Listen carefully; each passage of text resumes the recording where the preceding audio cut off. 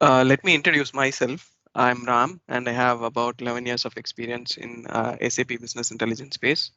I started working with SAP Business Warehouse or SAP BI, if you know it. And then after that, I worked on SAP HANA and SAP Business Objects. And for the past 3.5 years, I'm working on SAP Analytics Cloud. I've worked from very big clients like Nike, Coca-Cola, etc. And I have also done a lot of trainings, and I have done a couple of trainings in SAP Analytics Cloud as well. We can quickly cover the basics, and then we can deep dive into SAC. Right. So this is the agenda for today's session. Right. So we will see about the what SAC is as a product, and then where is it positioned in the SAP's landscape and its internal architecture. And also we'll see where SAC is in terms of other BI products from SAP, as well as its core capabilities and future roadmap. Yeah, so that's the agenda for today, right? So the first question is, what is SAC, right? Uh, uh, did someone have anything to say?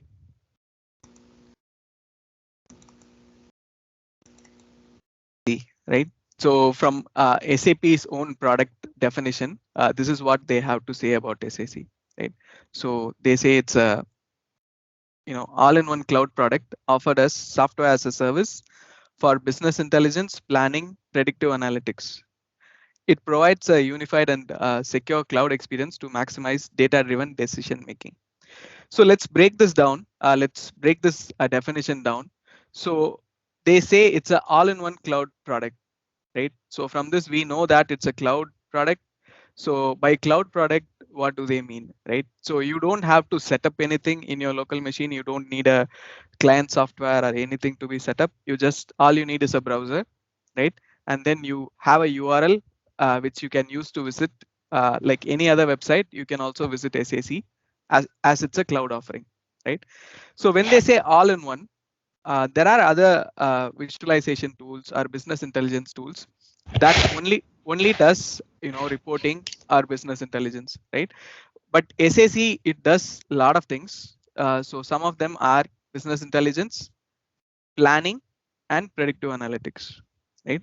So in this course, we'll cover all the three of them, right? So in basic, what business intelligence means is it's like descriptive analytics, which means you are running a business, you are generating data, so you have a chunk of historical data with you now. Now you can analyze the data and you can create visualization to understand how your business is working, right?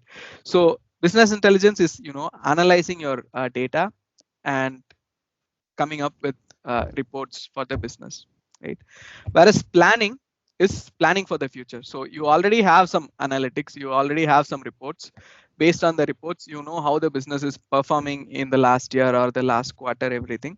Now, based on that data, you want to plan for the future. You are saying that, my last quarter revenue is this much.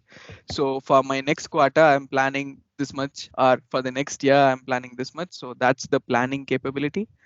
So there have been a lot of past tools from SAP, like business planning and consolidation, integrated planning, so many other tools.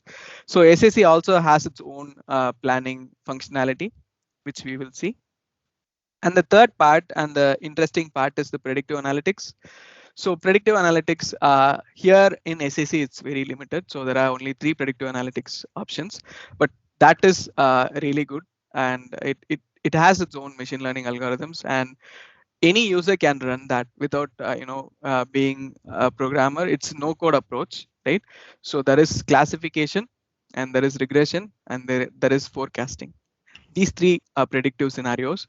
Usually in the past, it used to be somewhat programmatic. People need to know programming languages like Python or R scripting, something like that, and then they have to create this predictive models, train them, and then use those models to predict the data. But here in SAC, it's all just click and configurable. So you don't have to. It's a low code or no code approach, right?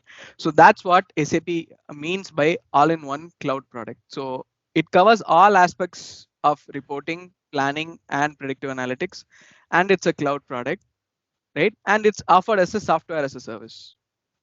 So it's basically pay per use. So pay per user per month kind of pricing. And also it depends on the features that you include. If you only want business intelligence, it's a different license. If you want planning also, it's a different license like that. So that's what it is meant by software as a service. So SAP provides SAC to you as a service and you pay as you go, right? So that is what SAC is about.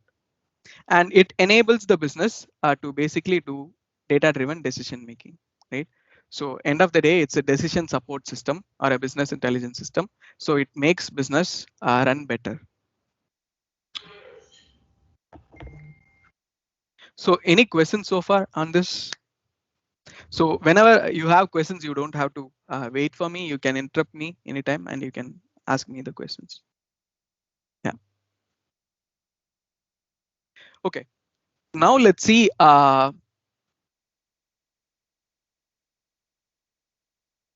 So now let's see what are the positioning of SAC in the existing SAP's landscape, right? So when it comes to SAP has a lot of products around, the business intelligence or reporting space, and people easily get, carried away or they get confused which product to use where, right? So this image gives us a clear picture. So here is also a comparison between the various cloud offerings and various on-premise offerings. So by on-premise and cloud, we mean that in cloud, we don't own anything. We don't own a data center. We don't own the hardware. We just use software as a service, right? So how we use Gmail or Netflix or anything, we just use their service and we pay for that. Whereas in on-prem, we will own everything or partially something, right? We own the data center, or we own the database, the operating system, everything, and then we install SAP software and use it, right? So that's the prime difference between the on-prem and cloud offerings. So here we are comparing some of the SAP's on-prem offering and cloud offerings, right? So in on-prem, from SAP's side, when you think about databases, there are quite a few databases. The popular one being SAP HANA, right? When you see the cloud alternative for this on-prem offering, there is a SAP HANA Cloud. So in short, it's called SAP HANA Cloud or SAP HC. So that's a cloud offering. So you don't have to own a HANA server in your organization to be able to use HANA, right? So you can subscribe to the HANA cloud model and then you can pay as you go. Similarly, any cloud offering it's similar, right? So when it comes to databases, we had SAP HANA, and now in cloud offering, we have SAP HANA Cloud. Similarly, on SAP Data Intelligence was a tool which was used to pipe data from anywhere. So similarly, there is now SAP Data Intelligence on cloud. And this is the popular SAP's reporting and data warehousing solution, SAP BW for HANA. Before that, it was called SAP BW or SAP BI, right? So that was an on-prem solution. And now we have SAP Data Warehouse Cloud, SAP DWC, which is closely related to Analytics Cloud. We can connect to DWC and get data, right? So we have a SAP Data Warehouse Cloud. And finally, coming to the visualization space or the reporting space, SAP had its own tools in the past. SAP BIX was there, Web Analyzer was there, and then SAP acquired a company called SAP Business Objects, and then they had SAP Business Objects. And there were some SAP Business Objects tools that were in cloud also, but now SAP's focus is consolidating all the reporting on cloud in one tool, which is SAP Analytics Cloud. And moving forward also, it's going to be SAP Analytics Cloud. So all these other cloud tools, they are already consolidated or they are already being phased out gradually, right? So this is the positioning of SAC within the cloud of SAP. So SAP as a company is moving most of its products towards the cloud, and at the moment it's like a hybrid approach. So you see, some customers have SAP BW on-prem, and then they have SAP Analytics on cloud. or some customers have SAP HANA on cloud, and then they do intelligence on business objects. So there is always a hybrid model. So now a lot of companies have both solutions. They have some in cloud, some in on-prem, and then they also, being all of them being SAP products, they have the nice integration and harmony, so they work out. But yeah, the future seems to be more geared up towards the cloud, and even SAP's roadmap is like that. They have more features being released for the cloud solutions when compared to the on-prem solutions, etc. Right. So this is how the current positioning looks like. Yeah. Okay. So now we have come to the architecture of SAC, right? And anything you see here within this yellow rectangle is the SAC part. So anything outside of it is anything you see outside this rectangle is not SAC. It's connected to SAC in some way, right? And anything you see within the box is SAC. So we see here there are several components. So we have platform as a service, and then we have platform, some capabilities and user experiences. So let's come from the bottom. Even before the platform as service, there is something mentioned as Amazon Web Services and SAP Data Center, right? So that's the infrastructure on which SAP Analytics Cloud is running. You don't have to know that level. If you know it, it's good. It's good to know. So I'm mentioning you this. So this SAC being a cloud application, it runs on a certain infrastructure, and that infrastructure can be two types. So one is called SAP Neo, and other is called SAP Cloud Foundry, right? So what do Neo mean is SAP's own data center. Basically, SAP has their own proprietary cloud, and they have their own data centers. And if SAC is running on top of SAP's own cloud, then it's called SAP Neo. But the thing is, it's discontinued. So if you apply any new SAP Analytics Cloud subscription now, it's going to be Cloud Foundry only.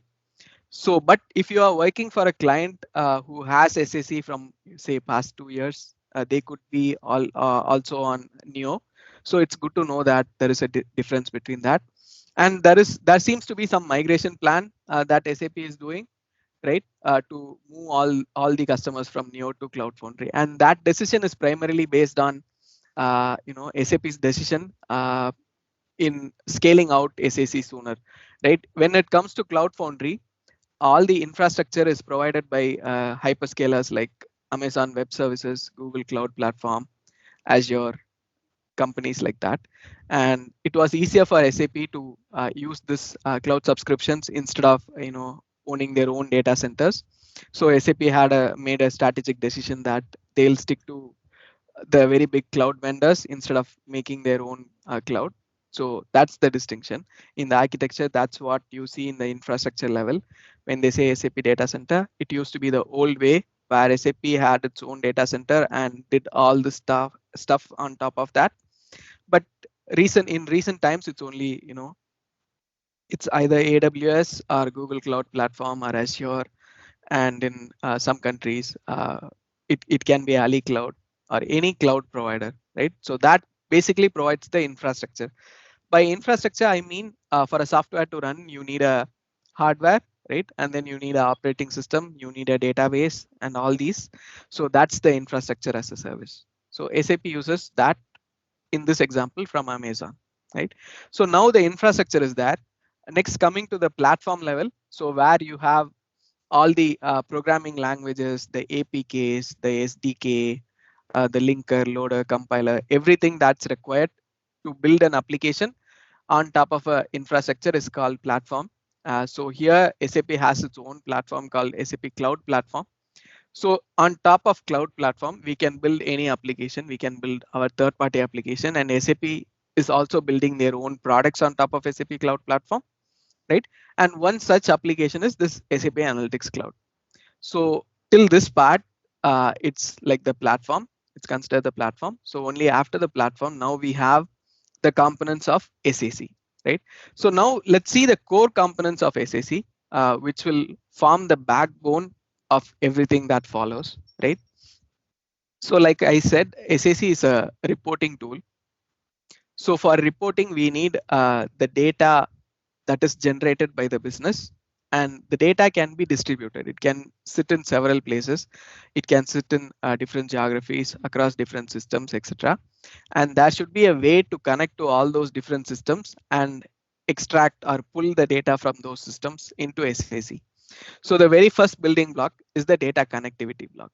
So SAC has some capabilities to connect to different type of source systems and get the data from those systems. That is the connectivity part.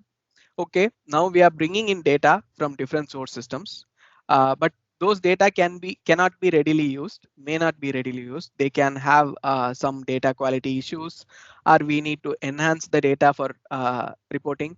So that's where this data preparation block comes in. So SAC has some capabilities to do transformation, error correction, and handling missing values, handling data format issues, etc. So that's where data preparation comes in. So we have connected to a source system. We have pulled in data. Now we have prepared the data. Now we have to store it somewhere in SAC. That's where the modeling component comes in. So in SAC, we can create 3 or 4 types of different data models, and we can store data in that. We'll have a closer look when we discuss about the data models. There are quite a few types of data models in SAC, and it has a really nice capability to handle large volumes of data. And then we have an administration block. So administration in the sense in SAC, you can create users, you can create teams, you can create roles and assign these roles to different users, etc. And there can be, in some cases, in some companies, there can be a dedicated administration team, or in some companies, it's a hybrid model. The developers, they themselves handle the administration of SAC. So that's the administration part. And then we have lifecycle management. So again, any organization can have a different number of SAC systems. So some organizations, they have all in one box, which means they develop their reports and they use it in production in the same SAC machine, which is not recommended by SAP, but still some companies does that. But in other companies, there can be, one SAC box for a development and another SAC for production, right? And then there should be some way for the developers to move all their developed reports from the development machine to the production machine so that all the end users can use that. And that's where lifecycle management comes in. So you can export the artifacts from one system and you can import it to another system, etc. And then SAP has some nice collaboration capabilities. So it has its own chat window, it has its own file sharing mechanism, and it has its own notification, calendar tasks, etc. So that way, people can collaborate with other people in SAC. So if we are a team of say 4 or 5 people, and if we have to hand over something smoothly to the next person, we can do that within SAC. We don't have to rely on mail or Teams or anything other outside SAC. All this collaboration capabilities are also built into SAC, right? And then so far we have seen that the data connectivity components pulls the data in from other systems, and then we prepare the data and then we store it in a model. But all this might, in our business scenario, they should happen maybe daily or weekly or even hourly. So depending on the scenario, there should be some capability to automate these tasks of connecting to a system, pulling in the data, transforming it, storing it in a model, right? And there are some scheduling capabilities in SAC that also we'll see during the data modeling and scheduling, right? So we can have some jobs that can pull the data in and store it in the model, and that's where the scheduling comes in. And then of course we have some APIs, and we can create our own analytic applications in SAC, and we have a lot of programming capabilities as well. So it's a very extensible tool. It's not only a click and drag tool, it's also a very extensible tool, right? So these components form the core blocks of SAC, and on top of that, we have the analytic capabilities, right? So far, any questions till the platform level? Yeah, quickly, are we going to have these handouts or material or access to some kind of reading material for reference in the future. Yes, yes. This slides will be shared with you, and then I think there will be some books that will also be shared with you. So yeah, so in this material, there are some hyperlinks. So in the slides, there are some hyperlinks. So when you go through the slide, so for example, this Neo versus Cloud Foundry, it has a hyperlink. So if you go to that hyperlink, it's basically a blog. And how do you basically identify which is a Neo SAP tenant and which is a Cloud Foundry SAP tenant, etc. Right. So whenever there is some interesting links, I have placed them within the slides. So if you see some underlined text, then that's basically a hyperlink. So yeah, you can visit that for more information there. Yeah. So let's get back to our architecture. Right. So now we saw about the platform. Now let's talk about the core capabilities of SAC. So like we discussed, SAC has business intelligence capability, and it's aimed to be a more end user friendly tool or self-service BI tool. By self-service BI, what do we mean? So traditionally, the analytics tools have been more of a IT tool, right? So the business users have to work with the IT team to get the type of reports that they need, right? They didn't have a direct access to the business intelligence tools, or even if they had access, the tools were very complicated for them to use, and the learning curve was very steep. So SAP's attempt to close the gap between the IT and business users, and SAP is trying to enable the business users to do their own reporting. So with that, you will see that when we are building stories, that it has become a lot easier for people to build their own reports. So now the core business intelligence capability in SAC is through something called the stories, right? We'll see what are stories and everything. So in stories, basically, in traditional sense, it's like in Tableau or any other tool, you will call it a report. In SAC, it's called a story. So that's the core business intelligence capability. So we have some historical data generated by the business, and using that data, now we have built a model in this platform layer.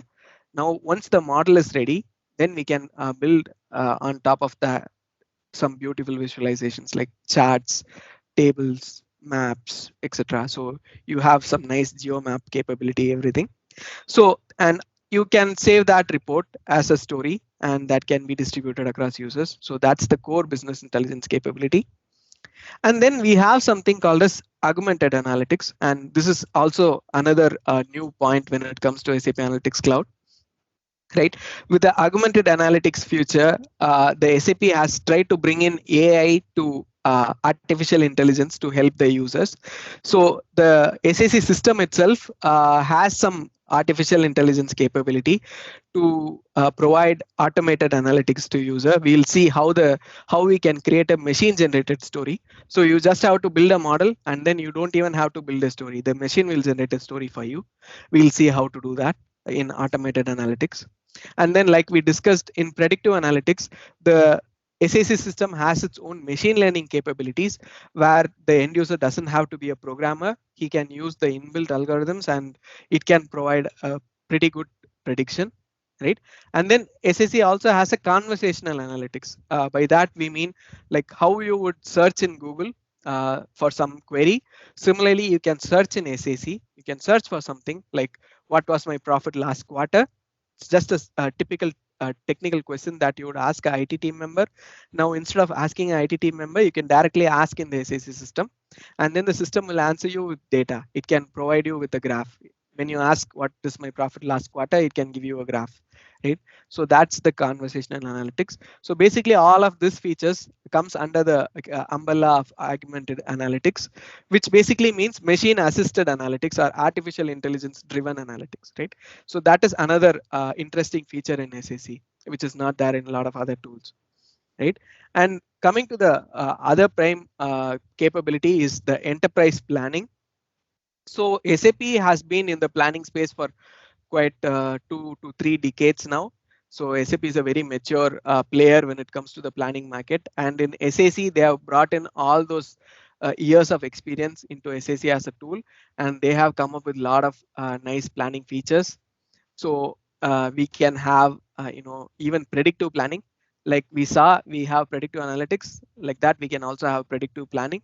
So we can run a machine learning algorithm that predicts some future data, and that can act as the base for our planning, right? And that's a cool feature. That's a new feature, and that's not there in any of the other products, right? And we can also have simulations. Like there is a concept called value driver tree. We'll see that. So simulations basically is that you can plan one version of your business. Say if everything works out, you can plan that my revenue is going to be this much. What if some market condition changes, right? So those kind of alternative plans. So whenever you have a plan A, you should always have a plan B, right? So in the business also, it's the same thing. So whenever you are planning, you will have multiple plans, right? So to help you plan different situations, we have a simulation capability. Using the value driver tree, you can simulate different scenarios and see that, okay, what if this factor changes, what if this factor changes, and how much will my revenue go up, how much will my revenue go down, like that. So there are a lot of interesting capabilities in planning, which we will cover. So these three blocks form the core capabilities of SAP Analytics Cloud. So business intelligence, which is the plain old reporting like any other tool, right? And then augmented analytics, which is AI assisted or machine assisted reporting. And then we have planning. Yeah, so these are the three core capabilities. And then once about this core capabilities, we have some different user experiences. Okay, so we built a story, right? So that is the core deliverable. That's the plain report that we can give users. But what if you have to present in some meeting, right? So you have a quarterly business meeting or a annual meeting, something like that, where executives meet and you have to present the business numbers. Wouldn't it be cool to have something like a presentation where the numbers are real and not some snapshots or not some point in time, but real numbers, right? So that's where this digital boardroom comes in. So when you build a story, you can embed that story in a digital boardroom. So the digital boardroom can be like a presentation where one presenter can present the story to other users, and it comes with its own tool set. So on top of stories, this adds another layer of capabilities for, especially for a presenter guided tour of the story. And then we have something called as analytic applications. So stories are, like we discussed, it's more of a self-service BI tool. That is, any user who can be a programmer or who cannot, who can be a normal user who doesn't have any programming background, anyone can build a story, right? Whereas some users who are power users who know programming, they'll ask that, okay, so whatever is provided in story is not enough. I want to do my own customization. I want to have some scripting capabilities, right? So for them, there is another artifact in SEC, which is called analytic application. So stories and analytic applications share a lot of widgets in common, but on top of stories, the analytic application allows the users to script basically. So it's highly customizable, and it's a very good feature in SEC as well. So any questions? Okay. And then we have something called as Microsoft Office integration, or especially it's a basically a Excel add-in. And the reason behind that is very interesting actually. So even though SAC, even though SAP has come up with such a nice tool and for reporting, and and developers create stories and deliver it to the customers, there has been a trend, that the people go to the stories. They just download the data from the stories into an Excel sheet, and then they do their own private analysis in the Excel. Right? People are very comfortable with the Excel. End users are very comfortable with Excel, and they start downloading data from story into an Excel file and then analyzing data in the Excel. So SAP thought, okay, let's release a plugin for Excel so that at least the users don't have to keep offline data. They can keep the real data, right? So with the Excel plugin, we can basically connect to a SAC system within Excel itself, and then we can have the tables populated with numbers from SAC, and these numbers are going to be real. And you can also use all the other Excel features that you already can use, right? You can use your Excel charts, Excel pivot tables, Excel formulas, whatnot, right? So that's again another cool feature from SAC. And on top of all this, SAC is also accessible in iOS devices like Apple phones, Apple tablets, and also in Android phones, Android tablets. And there is a latest addition to SAC called as Analytics Hub or Analytics Catalog.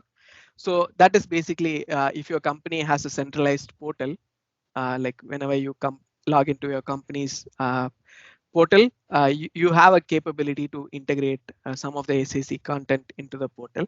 And also you have a capability to publish some of the artifacts like stories and models to the analytic catalog within SAC. So we'll see about all these features in detail. So this is just a 3000 feet view or a bird's eye view of what SAC is in its entirety, right? So if you have any questions, you can ask me.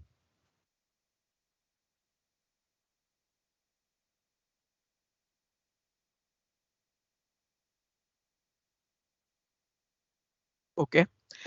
So when we talk about architecture, so this data connectivity part in SAC will need to be understand in more detail compared to the other parts, because the other parts all work within SAC, right? And there is all the plumbings and wirings are hidden behind the wall, and the people don't have to worry about it.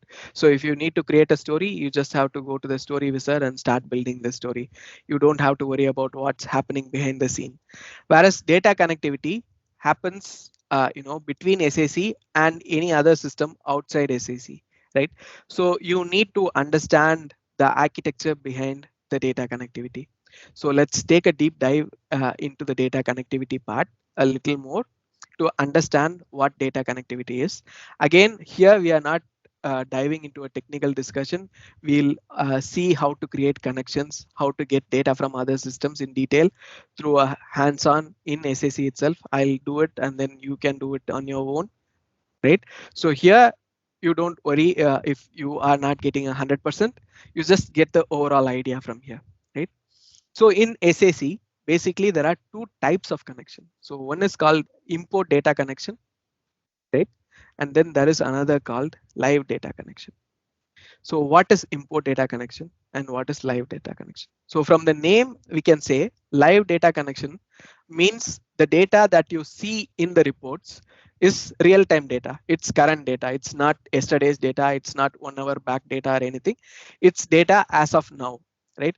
So if you connect to any source system that has a live data connection capability, then you are going to see the real-time data. So what are the types of source systems that support live connection?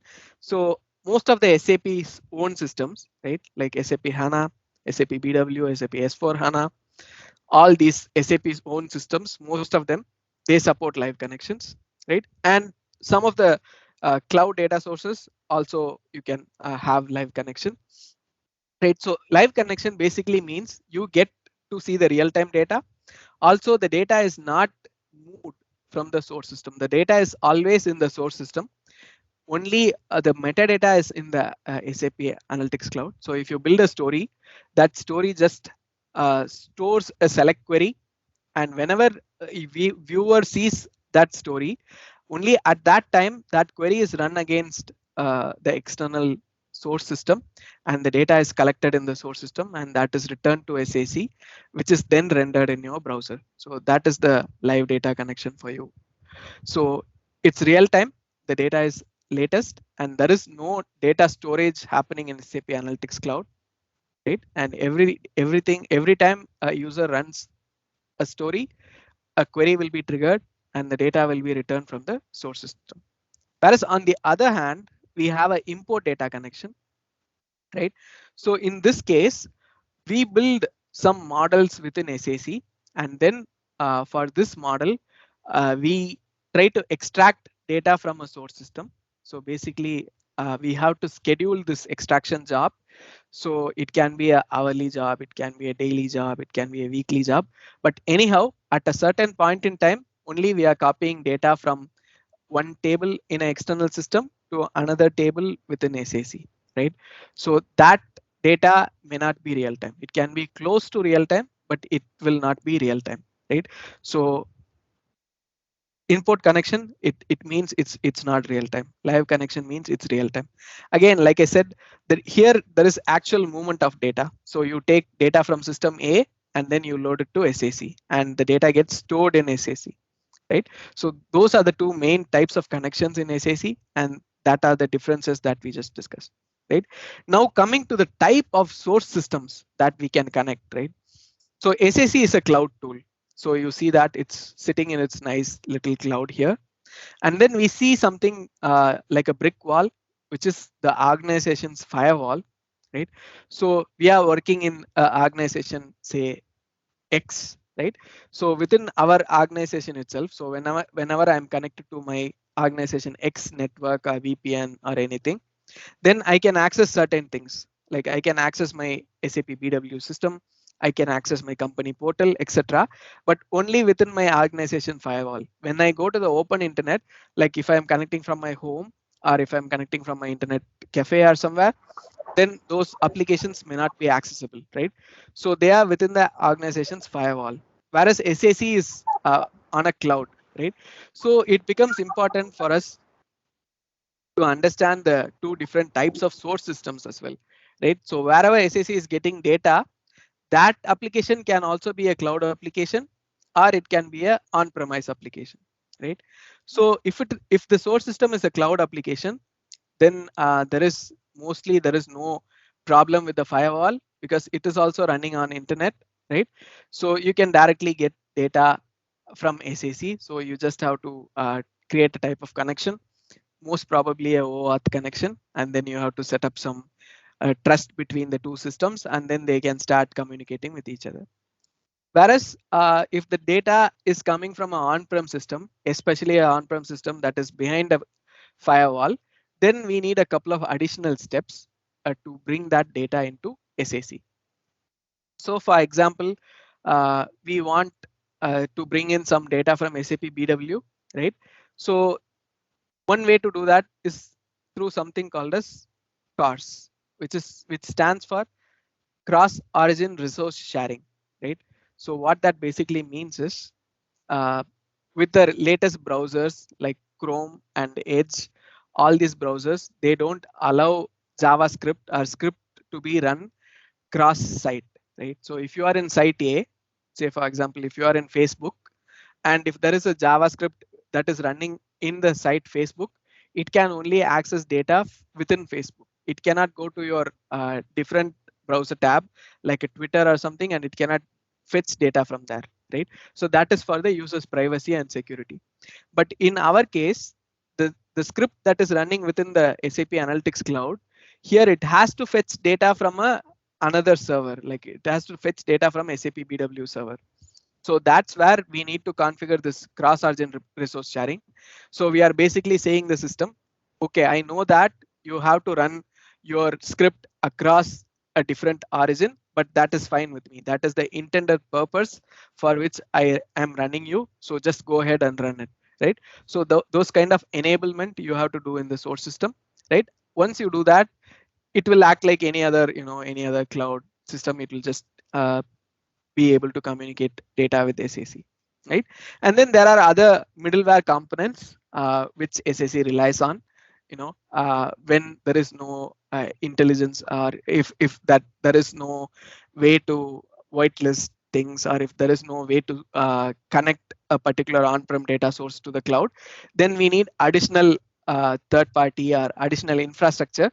So that infrastructure is provided by basically two SAC components. So one is called SAP Analytics Cloud Agent, and the other component is called SAP Cloud Platform Cloud Connector, right? So both of this we'll have a overlook on a different session, but just know that they act like a middleware. So you see this picture here. So it creates a tunnel basically. So for your on-prem resources, it takes them in from one end and then it exposes it through the other end. So in one end of the cloud connector, you will connect your source system like your BW or BPC or S4, anything. To your other end, you will connect the SAC, right? So it basically creates the tunnel. Yeah. So this is basically the architecture behind the data connectivity, right? So yeah, we'll see this in detail when we are creating connections. So this is the big picture. Okay. So far, any questions on this? I have a question. Yes, please. So for our case, I understand we have SAP ECC. Okay. So how will that be connecting to Analytics Cloud? Okay. That's a fantastic question. So now when we say SAP ECC, right? So it's one of the SAP's ERP system, right? And we need to understand which version that particular ERP system is. Basically, if it is a newer version, right? Or if it is a S4 system, SAP S4 system, if it's something latest, then the connectivity is going to be through cars, which is a very simpler connection. There are only a few steps to connect that. If it's a older system, say if it is SAP ECC, some old version of SAP, then it needs to rely on one of these middlewares. So it either needs SAP Analytics Cloud agent plus cloud connector, or sometimes it will only need cloud connector. And in some cases, for example, if you see here, you will see some systems getting repeated in many places. Say for example, SAP HANA, you can connect it through cloud connector. SAP HANA, you can connect it directly through cars, right? And you see SAP BW for HANA, you can connect it to Cloud Connector. Here you also see SAP HANA requires a agent and then a connector, right? So why do that? Why does SAP listed all these things in multiple places, right? So there are multiple ways to connect different source systems to SAC, but depending on the version of the source system, we can always choose which is the best way to connect it. So if it is a latest version in the source system, I'll point you to a document, so that will give you this information about which is the minimum required version for connecting to SAC through a particular channel, right? So from that you can understand, okay, my ECC version is this, so that allows me to connect through cars. If your ECC doesn't meet that requirement of versioning, then you have to fall back to a older way of connecting, and even that is not met, and then again you have to fall back to older way, something like that, right? So that's why you see that some of the entities like SAP HANA, SAP B4, BW4 are getting repeated across multiple places, because that really depends on the version in which they are running. Did I answer your question? Yes, thank you. You're welcome. Okay, so now let's talk about the roadmap, right? So when we talk about roadmap, we should understand the SAC's ecosystem and the SAC's delivery frequency, right? So there are two frequencies in which SAC gets delivered, right? And there is a fundamental difference in the way SAC gets updated, right? So far in any SAP products, most of them are on-prem products. Like you could have worked with SAP ECC or SAP BW, things like that in the past, right? And the control is always with the customer, right? Now you are the customer, you bought SAP BW from SAP, paying their fees, right? And then you decide when you want to upgrade your BW system or when you want to upgrade your ECC system. So there can be a wide range of systems running different versions of the product throughout the world, right? Someone can be running the latest version, someone can be running very old version, like that, right? But with the cloud product, the SAP has removed that control from the customer, and SAP decides when the customer system gets updated. And there can be exceptions to that. When the customer is having a deal with SAP, they can work around this. But in general, this is how it works. So it's a cloud product. So SAP releases an update, then all the customers in the world gets that update, right? And there are two update frequencies basically. There are some selected set of customers called fast track customers, right, who get all the latest features. So they get update in every 2 weeks. So per month they'll get 2 updates. But the drawback with fast track is there will be a chance of more bugs, right? So you get frequent features, that is the positive, but the negative is you can get more bugs, right? So most of the customers, they will prefer to be in a safe zone. So they have something called as a quarterly release. So every quarter you will get your SAC will get updated. So in a year you will get 4 times updated, compared to the customers in fast track who will get updates 24 times in a year, right? So again, this is during the the initial phases when a customer is negotiating a deal with SAP. They decide what type of customer you want to be. Either you want fast track updates or you want quarterly updates. But in general, predominantly most of the customers are into quarterly, right? So we talk about the quarterly release cycle here, right? And there is a tool called SAP Roadmap Explorer. There is a hyperlink I have given here. If you click that, it will take you to that website, right? And then it's going to again ask you to register for that website and log in and everything before you can access it, right? So you click that, you will be taken to a tool which is shown like here in the Roadmap Explorer, right? And that will list all these features which are upcoming, right? So for example, now we are in Q4 of 2021, which is the current quarter, right? And here they are showing 43 roadmap items. So they are saying that there is going to be a catalog card view customization. There's going to be this feature. So there will be like a lot of features that are listed for Q4, and you can also see uh, the upcoming features, right? So how does this help you? So if you are trying to build a story, or if you are trying to create a planning scenario today, and then you feel like there is a particular feature you would like to have in SAC, but at the moment it is not there, then there is a way in SAC. I'll show you when we are working in the screen. There is a way in SAC where the customers can request for new features, right? It's not like bug reporting. If any of the any of the existing functionality is not working, obviously you create a bug to SAP. That's different. But if you want a feature which you think is good but it's not part of the product, then you can also request that from SAP. But for you to do that, you should understand what are the features that are already in plan, right? So you can go to this Roadmap Explorer and then see, okay, in Q1, what are the features? Maybe the feature I'm looking for, is it there or not? And then in Q2, Q3, there will be always, at least 4 quarters or more. So I think in this case, there were even more quarters. So at least there will be four quarters of roadmap items. So from that, you can understand, okay, what is already in SAP's plate, right? And then still, if you feel like the feature you are requesting is not even in the plan of SAP, then you can go ahead and request that feature, and then that will create something called as an enhancement request to SAP.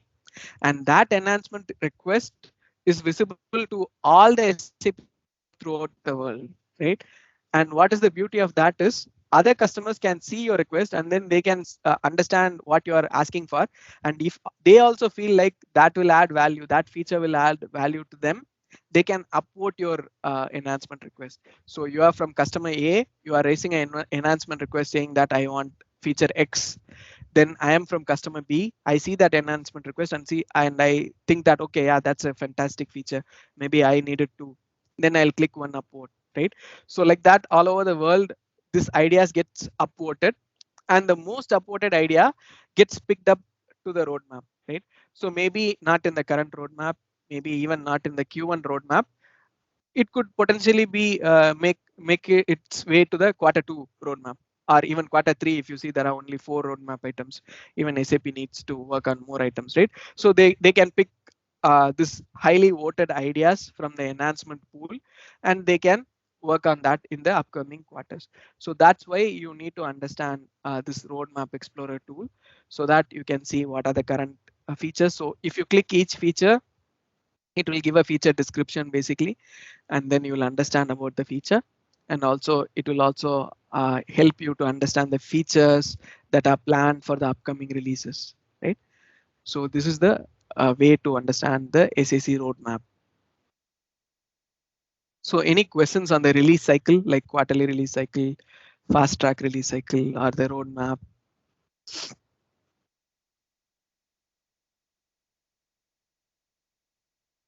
So here I'll show you the actual tool. So you see in my screen, this is the roadmap explorer, right? For example, I have a particular feature.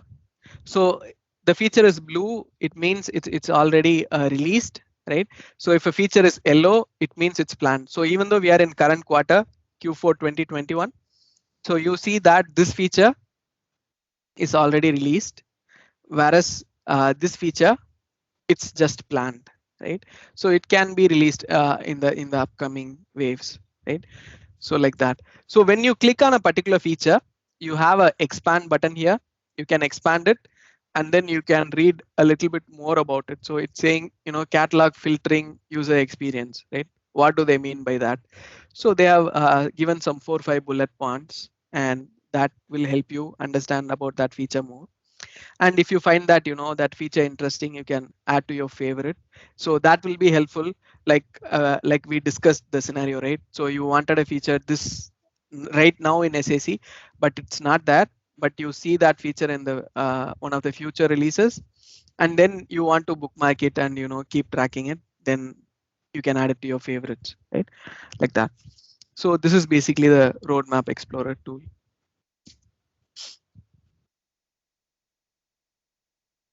Okay, so any questions?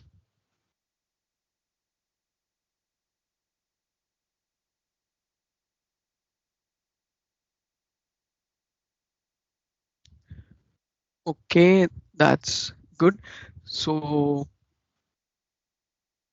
let's take maybe a 5 minutes break. In this session, yeah, I'll start with the most interesting or the most central thing in SAC, which is a story, right? So I'll stop boring you with the slides. I'll get into the SAC system. This is how the SAC system will look like, right? So this is the home screen. As soon as you log in, this is what you are going to see, right? So let's see the interesting things here.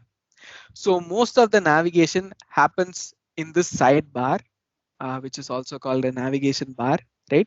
So if you click this button, which is a hamburger button, if you click that, this navigation bar expands and collapses, right? And then you see all the different options. So navigating throughout the entire SAC happens through this navigation bar. We'll talk about all of this later, right? So that's the main way to navigate around SAC, right? So if you see this top bar, right, or the title bar, so it will basically show SAP's logo by default, or you can configure it to show your company's branding, right? And then it shows where you are currently in. So I'm currently in home page, so it says home. If I'm in somewhere else, it will say that, right? And then here we have some interesting buttons, right? So one is we have a search button where we can search for different things in SAC. We can search a model, we can search a story. So whenever you want to get to something quickly, you can search for it, right? And then we have something called a search to insight that we'll see later. So in a one-liner, it is where you can ask, conversational questions to SAP, and it gives you charts. So for example, if I say quantity by sales org, if this was my question, right, then SAP would have given me a bar chart like this, right? So that's basically search to insight. It's one of the smart features. We'll see about that. And this is notifications area. So whatever happens in the system, right?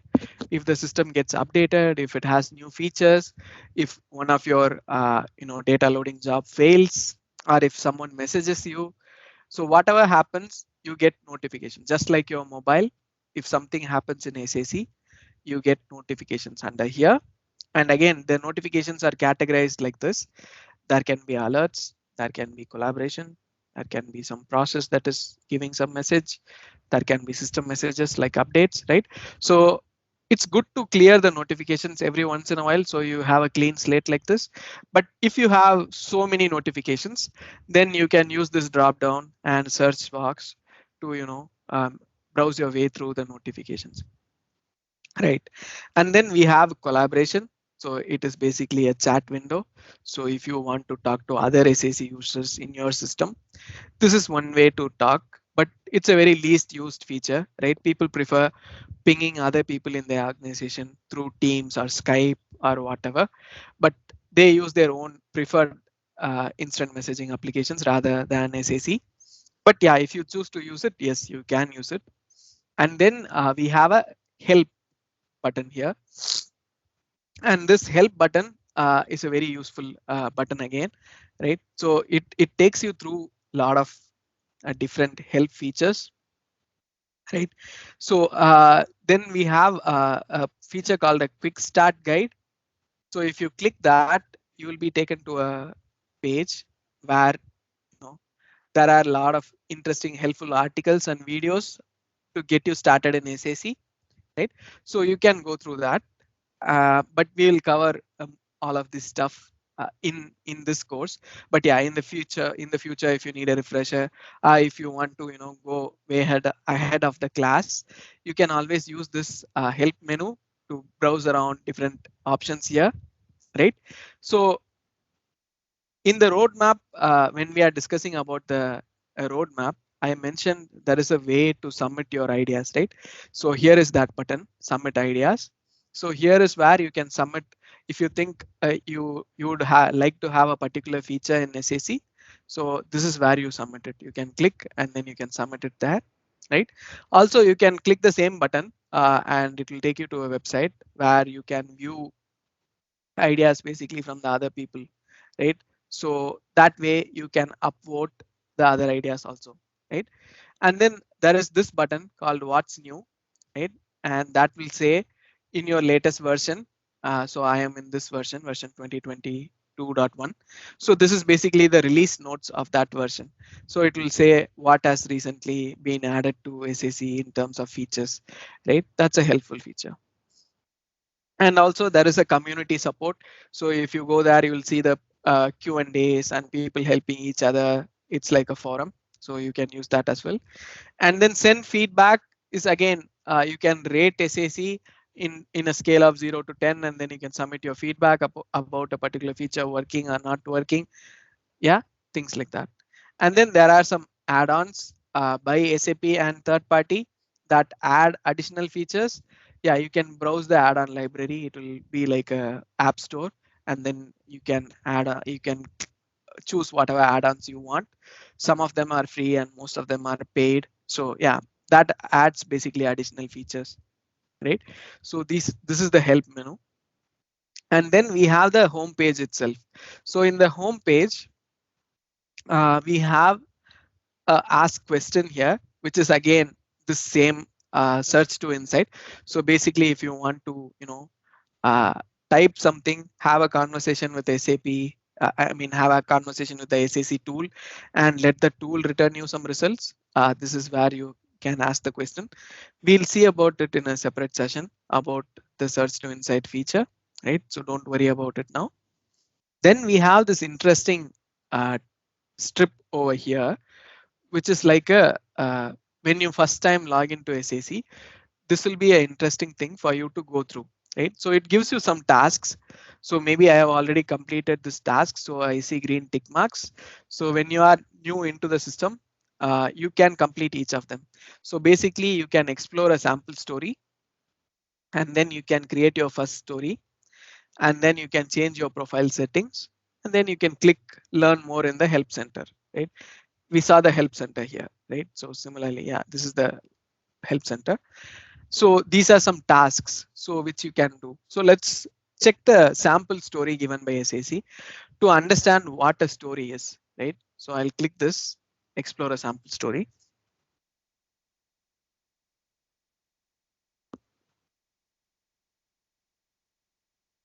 So far, any questions about the home page or any features we discussed?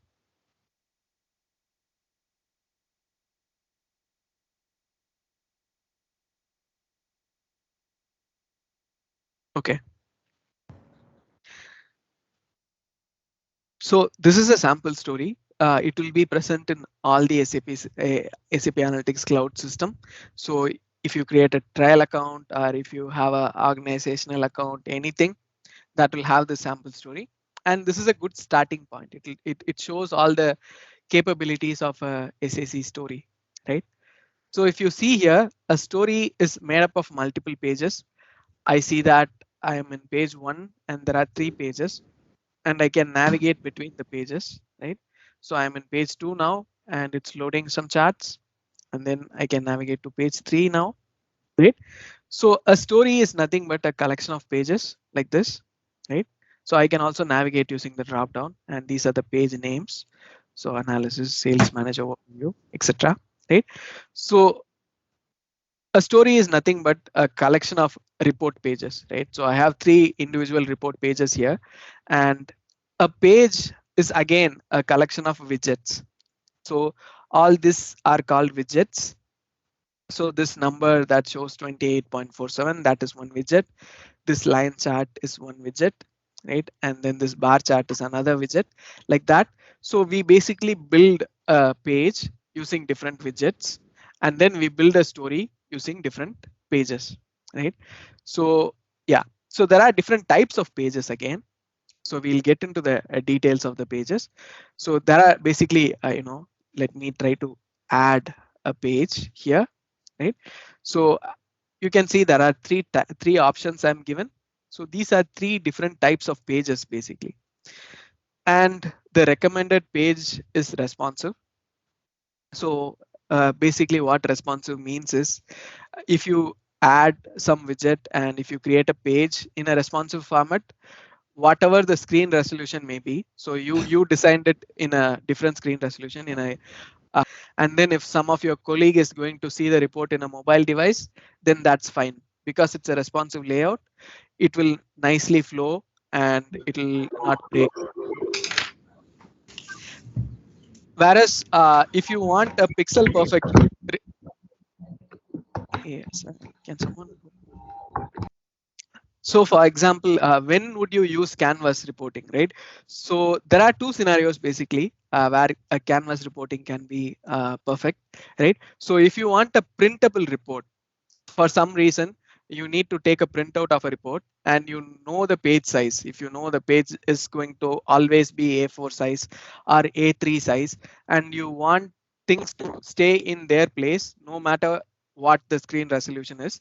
If you don't want things to move around, uh, if you want it to be pixel perfect, like you painted each pixel on a canvas, right? Then you use the canvas page style, right? And it's somewhat less frequently used page, but yeah, there are some reasons to use it. So one of the main reason is if you want a printable format of the report, then you can use canvas, right? And then there is the very less frequently used page, which is the grid page. Why it's less frequently used is because it only supports data in a Tableau format. You cannot draw charts or anything. So it is mostly used by finance team who like to work with numbers a lot. And then the only add-on or the only additional feature this page provides over the other pages is that in this in this each of the cells you can enter formulas. So in the top bar here there is an icon which shows like T. So if you click that icon, it changes to a formula bar, right? And like Excel spreadsheet, you can start doing formulas here, right? So for some reason you have a say for example you have a financial table here and then you want to calculate something on the side, then you can use a grid page. But again, yeah, when coming to a story, it's one of the least frequently used pages. So most of the time you'll be working with responsive, and some of the time canvas, and some of the time grid. So these are the 3 types of pages we have. So any questions on the page types?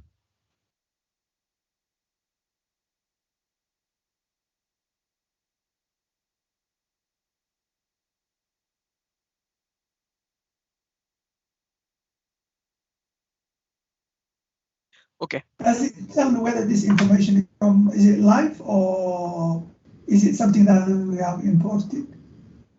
Sorry. whether this indicates whether this is data supporting this analysis is live or is this is a imported one. The sample story is based on a imported model. So it's under the samples folder. Maybe I can show you. Yeah. So if you see here, this is the model, best run juice sample. Sorry, Ram, it's not clear. The voice is not clear. You kind of break it. Is it clear now? Yes. Okay. Sorry about that. Okay, so this story is based on an imported model. It's not a live model. It's a sample story, and it's based on a sample model. Yeah. So Okay. this data is not going to change ever. Yeah, this will be static. Okay. Yeah, sure. So again, we have something here on the top. So that is the mode in which we are currently using the story. There are basically two modes. So one is the view mode, right? So in view mode, you can view a story and you can interact with the story using, the widgets that look like this, like checkbox, and then there is a slider, right? So these widgets are called in SAC, they are called input controls, right? So using input controls, you can, filter the data, you can do some interactivity with the reports, but still you are only in the view mode. Why we say that you are still in the view mode is because, so for example, I am viewing this report, and at the same time someone else from our team is also viewing the report. Then whatever change I make here, if I remove the alcohol from the product filter, if I remove a region from the location filter, it only changes my view of the story. It's not going to affect any other user because I'm not editing this story. I'm just viewing it. And in my view, I'm making some interaction. I'm making some filtering and everything, right? So that is basically the view mode, right? So you cannot, in the view mode, you cannot basically make any permanent changes to the story, right? Whereas if you have the right access, right, in a SAC system, you will provide different people with different access, right? Some people may be able to edit the story and others will be able to only view the story, right? So we will see that while we talk about user management. But yeah, so if you have the right access, you will also have the ability to edit the story. So once you click this edit button, the story opens in the edit mode, and you can see the change from this mode to that edit mode. So you see in the view mode, the pages look like this, like a drop down, and then like page numbers, etc. And when I click edit mode, so the pages look like this, like tabs, right? And also I get more options here. And also I get an option called designer here. So if you see in view mode, there was no designer, but when I go to edit mode, I got a button called designer, right? So these are the two modes in which we can open the story. And in this course, in most of the time, we'll be working in the edit mode because we are going to build stuff. We are going to change stuff, right? So we are going to be working in the edit mode. Right? But in the real scenarios, in the real customer scenarios, most of this time, the end users or the report consumers, they'll mostly be working in the view mode. They'll be just seeing the reports, they'll be filtering, they'll be changing pages, etc. But they'll not be actually editing the story. Right? So once you start editing story and when you start making changes near the story name, you are going to see this small asterisk or the star, which means there are some unsaved changes, right? So when you click save, then your changes will be saved, right? So you have to be very careful when you are in edit mode, and if you make some unintentional change and then you save it, then everyone who has access to that story is also going to see that change because you have changed the entire story in the system, right? So in edit mode, you have to understand that it changes for everyone. So yeah, that are the two modes, view mode and edit mode, right? When if you rather than edit, when you are in the view mode and that you have made kind of interactive with the data as you did, and you want to, for example, save that separately, kind of like analysis you have done for a particular whatever product, the location. Yeah. Okay, that's a fantastic question. So yeah, that's a very good question, because yeah, there are times when you, so for example, like maybe I am a manager for California and I'm always interested in California, right? So it will be frustrating for me every time to come into the story and uncheck these two boxes. So I need a way to store this view, but again, I don't want to affect any other persons, right? So for that, in SAC there is a feature called bookmarking. So I can say bookmark the current state, and then again I can say whether it is a personal bookmark. If I say personal, I can only see it, right? And I can say whether it's a global bookmark. Again, if it is a global bookmark, it will not change the original story. It will just create a copy of that story, and it will just, it will be a bookmark. And if people also want to see your view of the story, they can view, but it will not affect the original story. If it's a personal bookmark, the other people won't even know that there is a bookmark that you are using, right? So this way, so if I'm saying that, California view of data, and I save it as personal, right? So the next time when I come into this story, this particular story I'm coming in, right? So the story is like this, looking like this. All the changes I have made is not there. But if I go to the open saved bookmarks, I see the California view, and then I can click that, and all my changes are going to be applied. But if I know that every time I want that change, then I can even set that bookmark as my default view. And then whenever I open this story, it is always going to open in that view. So for example, if I have filtered some date, filter some product, so all the changes saved only for me. Thank you. Excellent. Okay, that was a fantastic question. Yeah. So yeah, so those are the two modes. So edit mode and view mode. So let's talk about the edit mode a bit more, right? So in edit mode, we can add all these fancy widgets. So we'll see that how to create charts, tables, everything once you have the access. So I'm trying to cover most of the high level ideas today, so that we don't have access to the system. So I don't want to cover a lot of hands-on. So I'm just covering the overalls now, right? So in edit mode, we can add widgets like this, right? And then we need to be able to configure some properties in that widget, right? So for example, you want to change the font size, you want to change the color, you want to change what number is displayed here, etc. Right? So all this you can do in this side panel called designer panel. So when you click that designer panel, it's going to show in the side, right? And here is where most of the properties of the particular widget under selection will be. So if I have not selected any widget, see this is a blank, and it is saying please select a chart, table, or map to build your content, right? So as soon as I select something, then that particular widget's properties is displayed here. Again, in this side panel, there are two panels, right? So one panel is called a builder, and another panel is called styling, right? So in styling panel, you can apply, the styling to the widget. So for example, I can change the font to bold. I can change the font to italic. I can maybe change the font color to something. Like all the styling, I can apply from the styling tab, right? And even I can say, if I think, I don't want the decimal places, I can even, I can change that.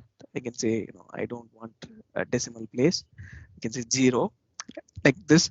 I can do all the formatting things from the styling panel, right?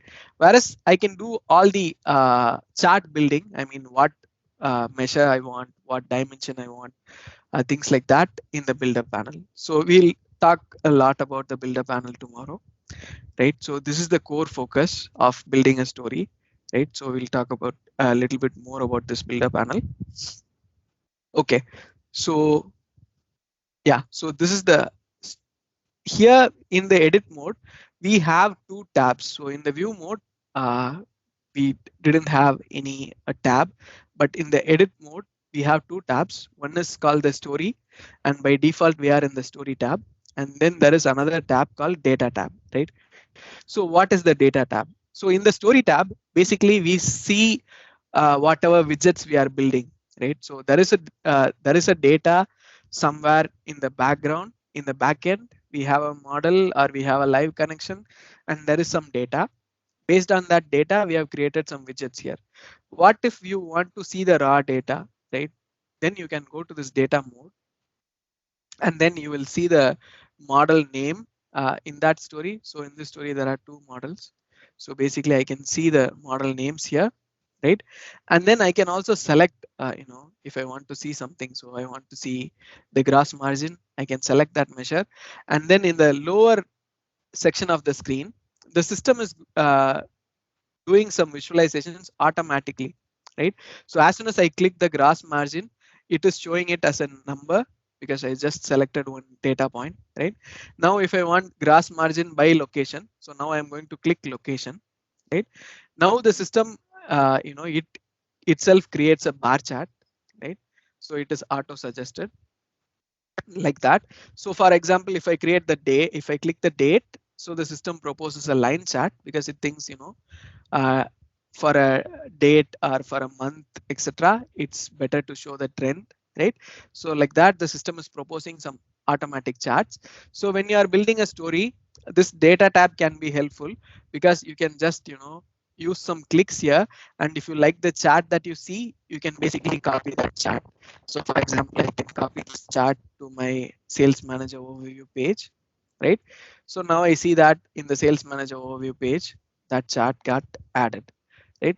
So that's one quick way for us to get some charts without even building it ourselves. So let the system build it for you, and then you can copy it here, right? So that's how in the data tab, you can basically explore the data source and see what are the dimensions in the data source. And then also understand, what are the various types of visualizations that you can do. And there is also another feature. So Ram, this is a data which has already been prepared and structured this way, right? Yes, exactly. Okay, thank you. Yeah. So again, there is another feature. So for example, here some dimensions are hidden. So if you want to show that, you can show that. And then here we have some products, right? So if I want to see, let me see the gross margins per product near the product itself, right? So instead of clicking gross margin and then a product, to see something like this as a bar chart to understand the numbers. If I just want to understand the numbers overall here itself, right, in the product dimension itself, I can click here and then I can say show measures, and then I can select the particular measure I want to see, gross margin, and then it will show a number overview. So how does it help me is because without even creating a chart, I will understand, okay, so my total gross margin is 235 million, and juice seems to be the most critical product in my case, so probably I'll filter that on juice. So when I click on juice, I see a filter being applied here, right? So now I have filtered on juice. Now I want to see by location, right? So I click location. Now I see a different chart. So this chart basically shows me how is my juice revenue coming from which states, right? My total juice revenue is 137 million, and that is coming mostly from California, 102 million, and then some from Nevada and some from Oregon, right? So like this, in the data tab, it's a nice way to explore the data source and understand, before you even start building a story. This is a nice place to explore your data and understand the various dimensions, various measures, and how the data is distributed, everything. Right? So this is one view within SAC. Just a question. Do we need to create dimensions ourselves, or does it come like some admin or some other person needs to do it centrally? That's really a good question. So it depends on the organization to organization, but in my opinion, here is how it is split across most organizations. So if you see the side navigation bar, right? There are some white lines like this, right? So this white line that separates some apps above and some apps below, right? So whatever is above this app is generally a developer's job. So if you have positions like report developer, business intelligence consultant, functional consultant, etc. So probably most of the tasks above this white line you will be doing, right? And one of the tasks is modeling. So before you even build the story, you will be responsible for building the model. And a model, you will be you have to build the dimension and you have to build the model yourself, and we will see about that, right? So mostly building the dimension and model will be a developer's job. But if you are the end user, right, if you are end user just consuming this story or just creating the story, then there can be a power user in the background, there can be a SAC developer in the background who can develop the model for you, and then you will be only building the stories or using the stories. So yeah, so that can work like that. But most of the administrator's task is below this line. So if you see this line, and then there is something like security, like creating users, creating teams, creating roles, workspace management, transportation, system security, administration. So anything below this line in most of the organization, right, it's an administrator task. And anything above this line, in most of the organization, it's a developer job. And yeah, so for this story, this model is a sample model. So it came with the SAC itself. It's a pre-installed configuration. It came with SAC. But in general, when it comes to our business reporting, we are going to see that how to build a model and how to build dimensions and everything. So everything we have to, if we assume that, by attending this training, I'm assuming that, you will be in a role of a report developer, right? So it will be your job to build the dimensions and models. Yeah. So did I answer that question? Yes. Okay.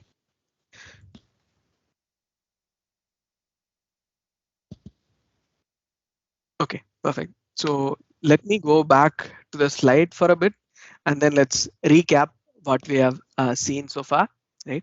So we have seen what are stories, right? Story is the central reporting component in SAC. So we create reports and share it with the world for all the users to see, right? And story is nothing but a collection of pages, and there are different types of pages, 3 to be specific, right? So we have responsive page, we have a canvas page, and we have a grid page. And we saw that responsive page is useful when you want the SAC story to be very responsive. That is, you develop in a laptop and then you want it to scale up to a TV or scale down to a mobile device, then it should be a responsive page.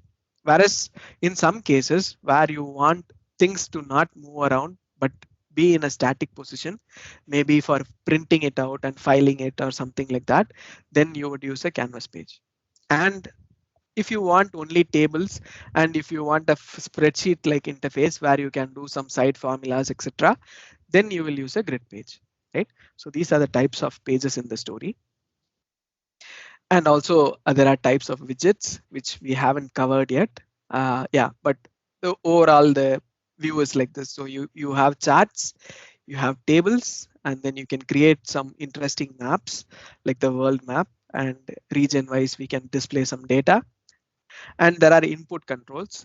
Input controls are nothing but what we saw here, right? All this filtering, all this inputs that the user can give to the story, they are the input controls, right? And we also can use images, we can embed web pages, we can use RSS feedback, everything within a story. And also, if all of these widgets are not enough, right, there are so many types of widgets. We'll see all those types of widgets. There are about 24 or 26 widgets, like bar chart, column chart, a trend chart, line chart, etc., right? So if you think that all of this 26 widgets or 24 widgets are not enough for your business scenario, if you want even more, even beyond this, if you want your custom charts, then still SAC has a way. through something called as R visualization. So R is a programming language. So if you know R programming language, then you can write your own scripts, and that script will run in a R server, and then that result will be returned as a chart, and that chart will be displayed in the SAC story. So if you don't like the default line chart the SAC is providing, if you want to create your own chart, and if you know R programming language, you can do that. So in this course, we'll cover that. We'll cover some R charts, and I'll show you how to write the R scripts and where to write the R scripts. And I'll also refer you to a nice website that provides you code examples of R, and you can use that as well. Right. So these are the different types of charts or different types of widgets that we can use within a story, and we will see each types of widget, how to create them, etc. in the system. Right. And then we saw about the anatomy of the story builder, right? We discussed about the two modes. So one is the view mode. So in the view mode, basically, you can view a story, you can interact with the story, that is, you can filter it or anything. And that was a great question. So in the view mode, if you made some changes and if you want to store it personally, you can basically bookmark it, and you can always use that bookmark as your default view. So every time you view that story, it opens in your own private bookmark view.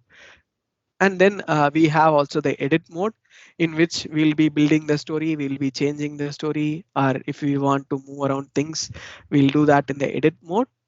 So again, when we open the story in the edit mode, there were two tabs. So one is the main story tab, where we place all the widgets and create the reports, and the other is the data tab. So in the data tab, basically we explore the data source, that is the data model, and then we see the different dimensions and measures inside the data model, and we explore the data. Basically, we add we see to find some patterns in the data, so that we can create some nice visualizations in the story tab. Right. So yeah, so far we have only seen till this, right? So yeah, any questions on this? So I have had some interesting questions from you, so it's a good set of audience.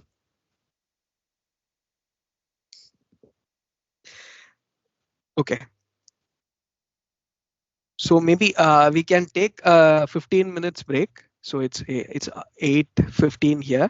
So we'll take a 15 minutes break and be back after 15 minutes. Yeah, you can go for a coffee or tea and then be back in 15 minutes.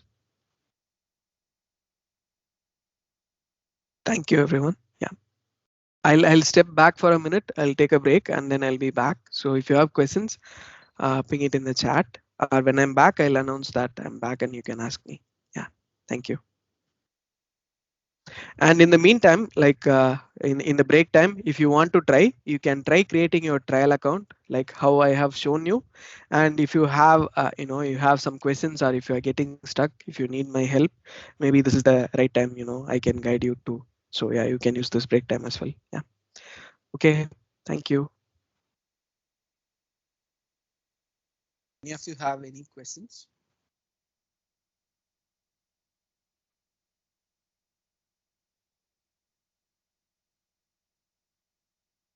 Okay. Okay, so let's start. I'll go back to the home page, right?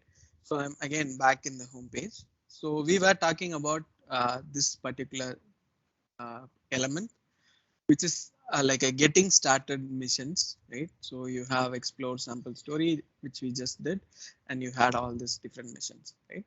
Other than that, there are several other widgets here. So like the recent stories, recent analytic application, recent digital boardroom, etc. Right? And then there are some charts like this also, sample numeric, sample bar chart, etc. Right? So what are these things and how do we add them? Right? So if you are working in a organization, and if you are particularly interested in a chart in one report, right? So every day when you start the day, you want to understand your current revenue. Say for example, you always want to know what is your current gross margin, or what is the gross margin percentage, or your revenue. there is particular key figure or KPI which interests you and you want to add that to your home page, right? It can be in any story. You just have to go to that widget, right? And then if you want to add it to the home page, just go to a widget and then you just say pin to home, right?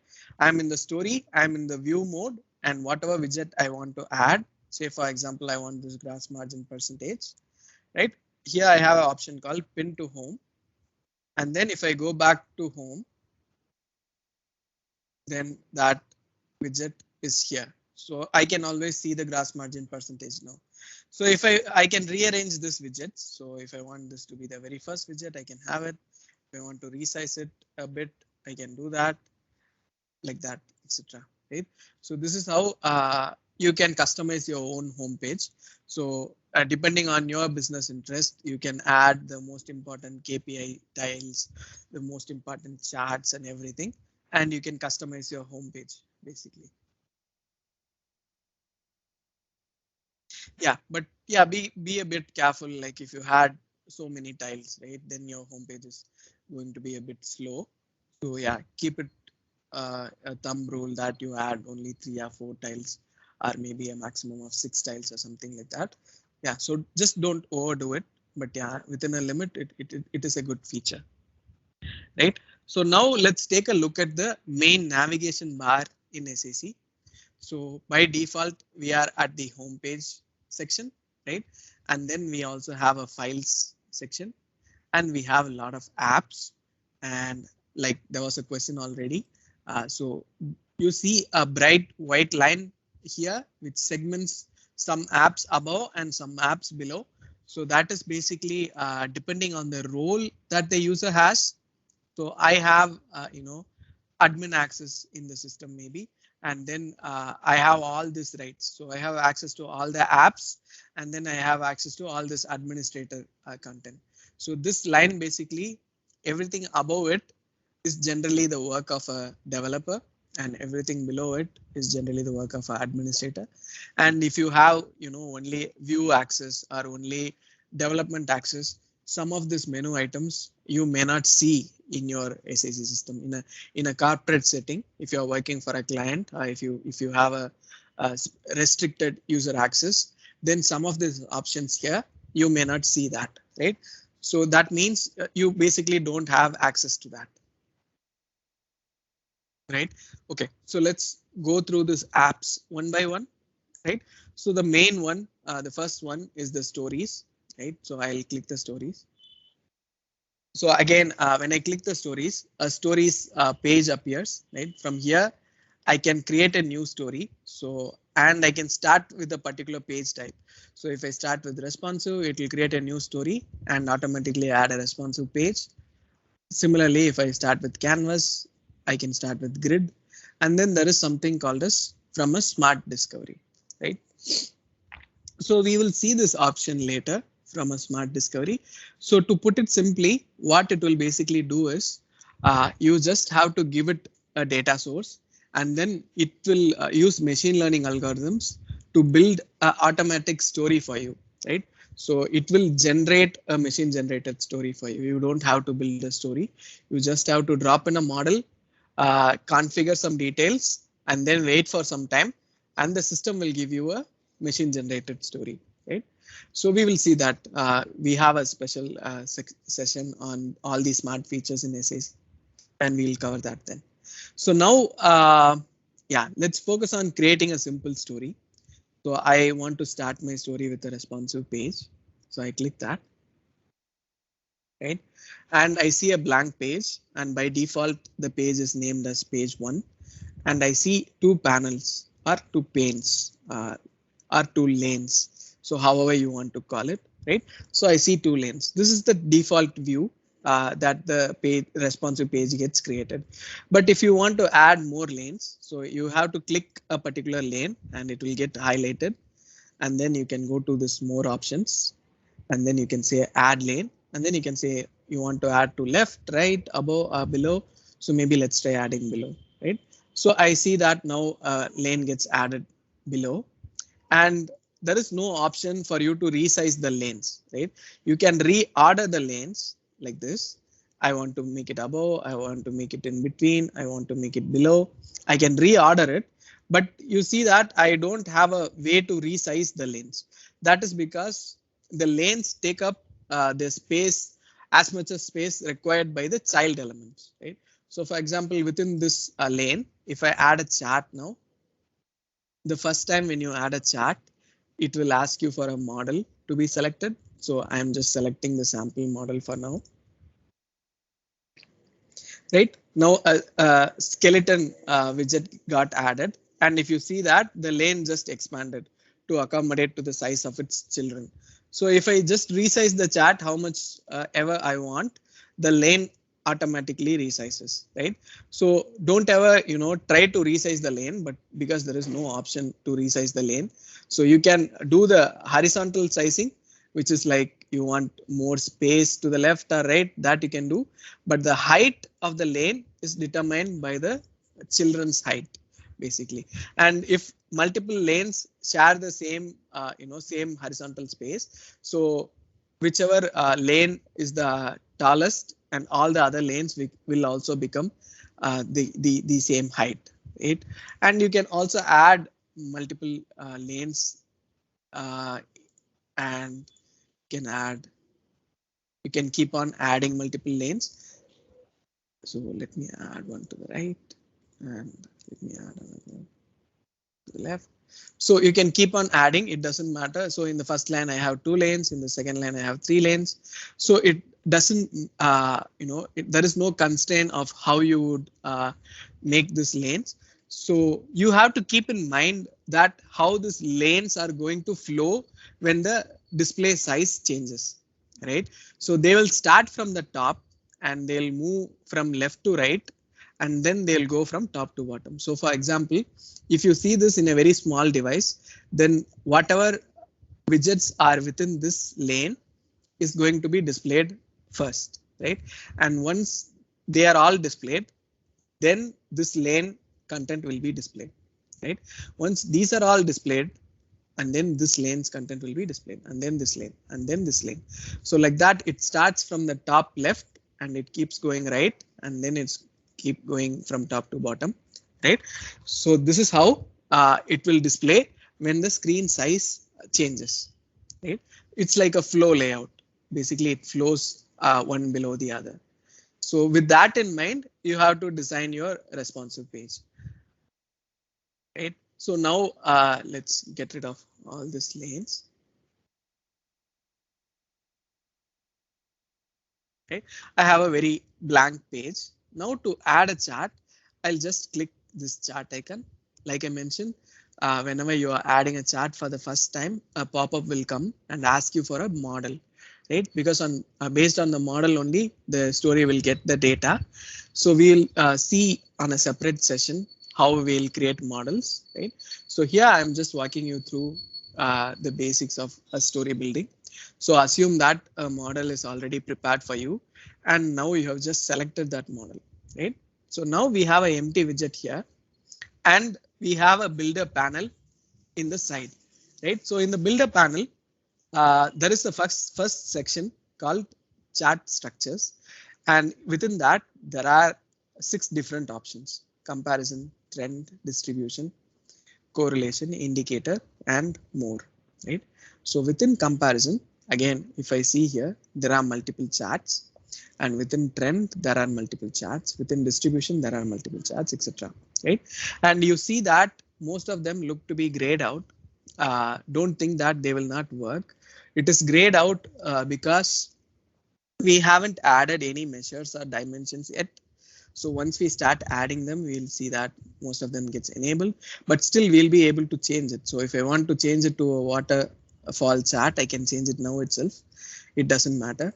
It's just a bad UI. That's all. It just looks like grayed out, but it's not actually disabled or anything. If I want to make it a line chart, I can make it. But yeah, so let's start with a bar chart, right? So before chart, before jumping into charting and everything, maybe let's right. So we are running a business, So in this fictional example, there is a company called Best Run Juice Company, right? And they are selling various type of juices. They sell fruit juices, they sell alcoholic beverages, etc. Right? And they are running a business basically, right? So they have to measure their business in terms of something, right?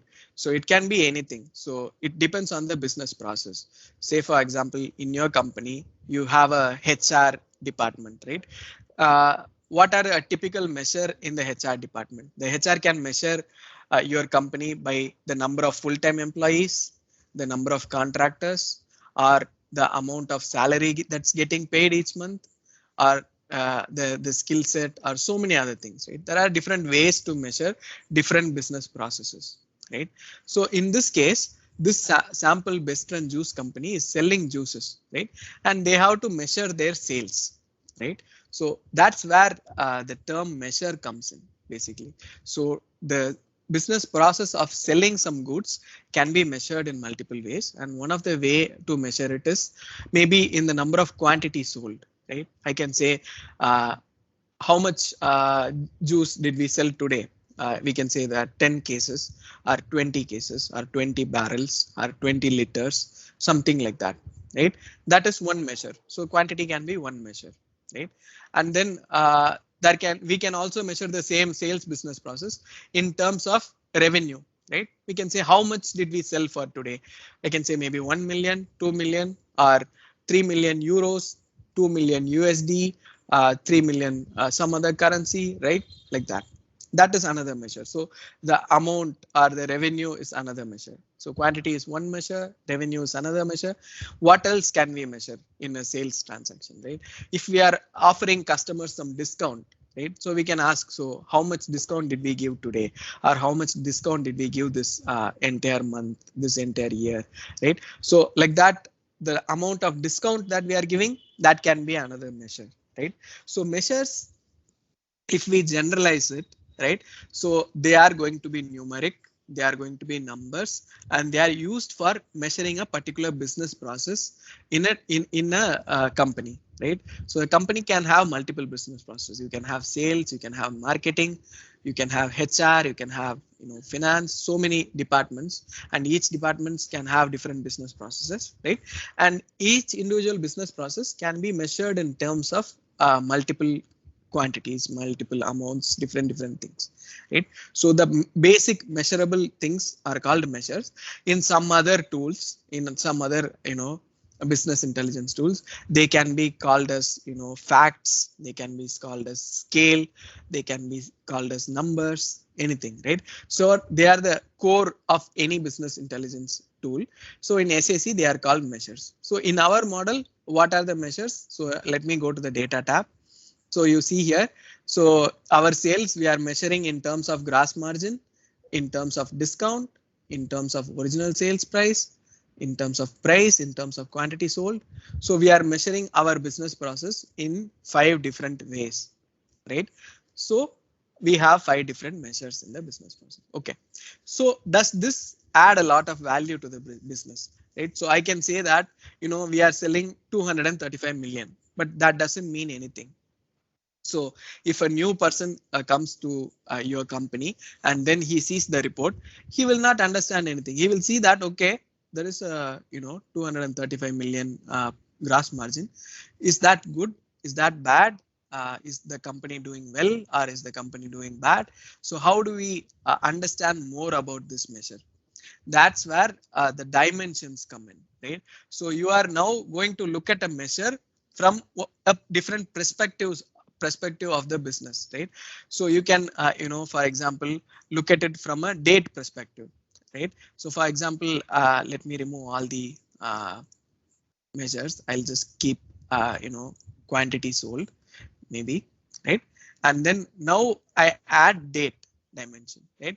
As soon as I add date dimension, I see a perspective now, right? I can see that, maybe for the past 3 months, we'll keep I see that we used to be selling around 7 million, but in the past few months, especially in October, there was a huge drop, and then we are slowly recovering from that. So maybe our business is not doing as good as it used to be, right? As soon as I added a date, I get a different perspective, right? Again, I add a location, and then I get a different perspective. I get that, okay, California is a region where our company products sell more, whereas Nevada is a region our company products sell less. That's another perspective, right?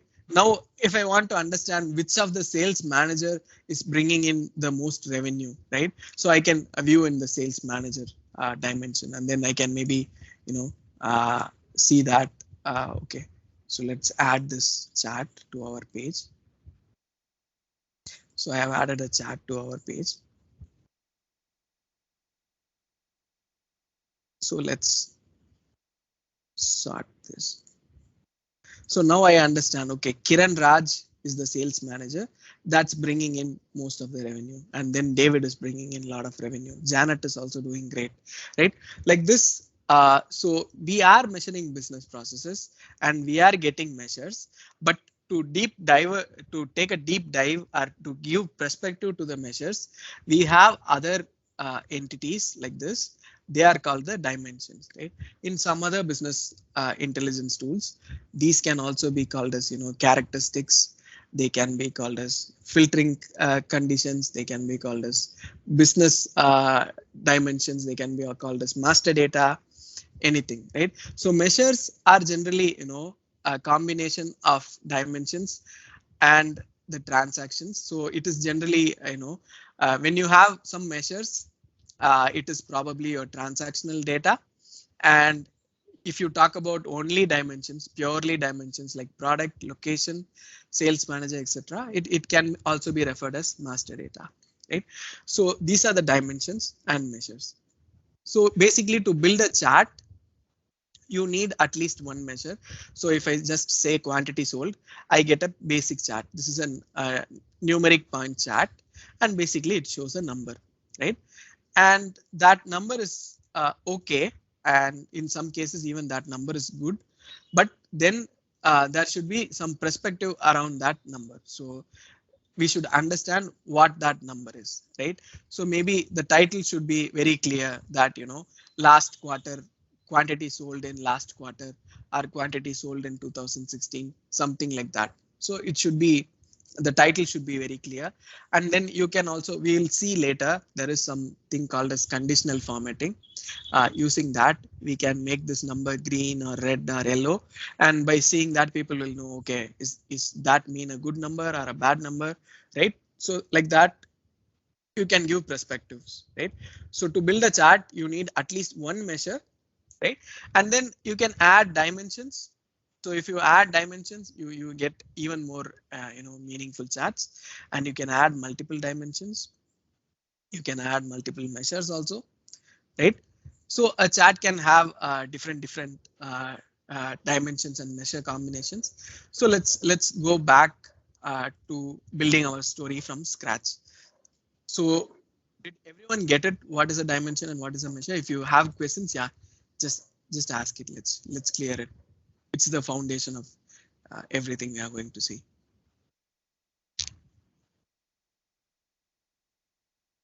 Right. So in general, measures are going to be the numbers and dimensions are going to be the texts, right? So we are going to include some measures in our chart. So for example, in this case, I'm including gross margin, right? And then we want to include some numbers also. So maybe I'm including products here, right? So as soon as I added a measure to the measures area and a dimension to the dimensions area, I see a bar chart, right? So that is the minimum required things for a bar chart. Even a dimension is not required. Even only one measure is enough to create a bar chart. But if you give a dimension, it will look a bit, neat and a bit meaningful, right? So that is the simplest bar chart that we can do. Right? So any questions so far on measures or dimensions? Okay, so I hope everyone is clear. So let's move on then. So now in the bar chart, there is a interesting thing. So if I go to this comparison section, the first chart, it says bar or column, right? Bar / column. So how do we make a column chart and how do we make a bar chart? So this is a bar chart, and let me just duplicate this to create another chart because I'm lazy. Right? I just duplicated this chart. Now, if you see here, there is something called as chart orientation, and by default it's horizontal. If I flip it to vertical, then I see a different chart. Right? So the bars are going vertically now, and in data visualization terms, this chart is called a bar chart and this chart is called a column chart. Right? So there can be some interesting questions like, when do you use a bar chart and when do you use a column chart? There is no hard and fast rule for that. It's basically based on your, it's based on your discussion. But there are some, good practices or good ways to follow, or even common sense ways to follow when to use a bar chart and when to use a column chart. So for example, if you have very long, very long names, very long dimension names, right? Then your bar chart is going to be cut like this. And actually SAC is very smart. Basically, it flipped the label to a diagonal position so that most of the labels are not cut. So if you see that axis label direction, it has automatically made it diagonal. So usually, yeah, in other tools, if you have long dimension labels, then it's going to get truncated like this. If you don't want truncation, you have to make it very big and the bars are going to take up a lot of space, right? So in that case, it would make sense to make a bar chart instead of a column chart. See, it's neat, right? So when you have long dimension name, it makes sense to have a bar chart. So when do we go for a column chart, right? So let me put it back to location. Right. So we have this natural, tendency of understanding, something is good when it goes up and something is bad when it goes down. Right. So if you have some negative measurements in your data, right? So if you have profit and loss, if you have positive revenue, negative revenue, something like that. If you have both positive numbers and negative numbers, say for example, California is positive and Nevada can be negative, something like that, then it would make sense to use a column chart because people quickly understand that something is rising and something is falling vertically than horizontally. If you put a negative number in a horizontal chart, it is going to look like a tornado or a cyclone, right? It's going to look like a tornado chart and people might not get that's a negative number very quickly. So when you are dealing with negative number, prefer a column chart. And when you are dealing with long dimension names, prefer a bar chart. And as you start using it, you'll get the hang of it, and then you will come up with your own rules of when to use what, right? But yeah. So to answer the question, where are these two charts, bar and column?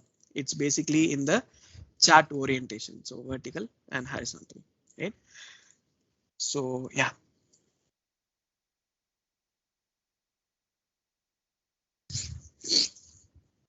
Okay, so the next thing that's interesting about this chart or SAC in general is the usage of colors. Right, and then why do we call this as report instead of story is again because we are trying to tell a story with data to the users, and color plays a critical role in the story. Why do we say that? Let's look at it. Let me add one more chart, right? And in this chart, I'm going to create a pie chart basically, and I'm going to create again for gross margin, and then I'm going to use the color dimension, right? So in color, I'm going to add maybe product, right? So now I see that for our company, the fixtures company, most of the revenue is coming from juices, and then some of the revenue is coming from carbonated drinks, and then some revenue is coming from alcohol, etc. Right? So yeah, so this does give me some sense, but again this is also kind of confusing because here in this chart we are representing different locations, but they are also displayed in blue color. But in this chart I am representing different products, and again the different products are also shown in blue. What if I want to fix some colors for some things that should stay throughout the story? So whenever I see that color, I should understand that color means a certain thing, right? So SAC has one feature for that. So if you see in the color, I have a dimension called product. So now in that product, I'm clicking this triple dots and I have an option called color sync. And then there is an option called assign colors, right? So when I go to assign colors, so now from the product dimension, it is showing all the products here. So it is showing all the different products. So we only see the top level products because the product is a hierarchy. So for example, if I go into the juices, I drill down into the juices, I see a lot of juices. I see orange with pulp, orange with no pulp, lemonade, etc. Right? So it's a level, it's a hierarchical dimension. We'll talk about what are hierarchies and everything. But yeah, so from the product dimension, it's bringing in all the data here, right? So for example, maybe I want alcohol, it's injurious to health. So maybe I want to make it red, and then maybe I think juices are good for health. So maybe I want to make it green, something like that, right? And maybe the carbonated drinks, right? Carbonated drinks is in the middle, so maybe I'll make it yellow. So something like that. So I have assigned some colors and I have applied it. And now I see that alcohol is red, carbonated is yellow, and juices are green. Now let me create a new chart. Right now I am creating a different, maybe I'll create a bar chart itself, right?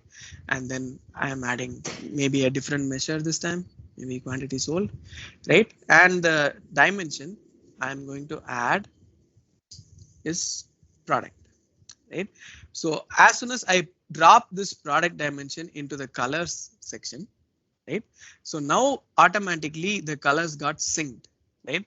So now without even anyone having to label these things, I can readily tell, okay, this green, this means this is juice, and this means this is alcohol. This will, when the user is starting to look at your story, he starts from the top left for most languages, and for some languages it's also from right to left. So it depends on the geography you're working for, right? So when the user starts from your story, subconsciously he will be making all these associations, right? So fixing a color to a particular dimension is also crucial. So because if you keep everything blue, that can be a kind of professional thing, and that you can do in certain types of reports. But in other types of reports, if you fix some colors for one dimension, stick with that color throughout, all your visualizations, so that subconsciously the user doesn't have to strain and understand. So it's always good to have labels. So I'll put the labels back. So now we also have labels, alcohol, juice, and carbonated drinks. But every time you are taking a look at this report, even before you read the label, your eye and your mind will be, fixed on this color first, right? So think about a user using the same report for hundreds of days, right? So whenever he opens the report, he just sees green color and he understands, okay, it's juice, right?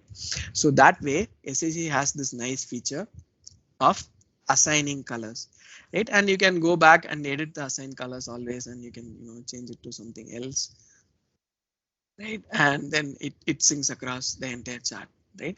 So that is the use of colors, and that's why we call it a visual story instead of a report. So we also make use of colors, right?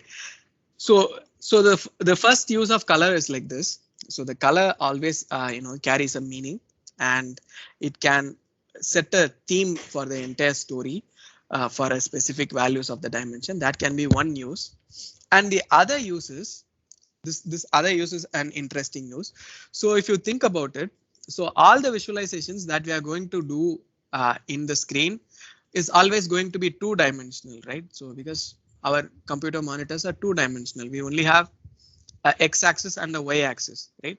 So now I have already used both the dimensions. So I have used one dimension for my gross margin and another dimension.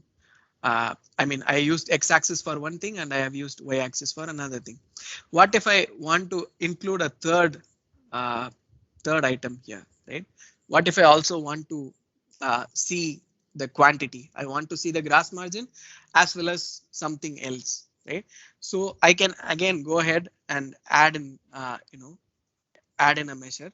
So I'm adding in maybe the original sales price. Okay. So as soon as I add two measures, the system intelligently used the color as the third dimension or the 3D view, because we had x-axis and y-axis. So how can the system differentiate? It used the colors. So now I see that this light color is gross margin and then this darker color is original sales price, right? So that can be another use of colors. And again, you don't have to use it only for measures. You can use it also for dimensions like we saw. So these are some usages of the colors. And again, there is another thing I would like to show you. We put the original sales price back, right? So now you see that in each of this California, Nevada, and Oregon, there are two bars, right? One for gross margin, one for sales price.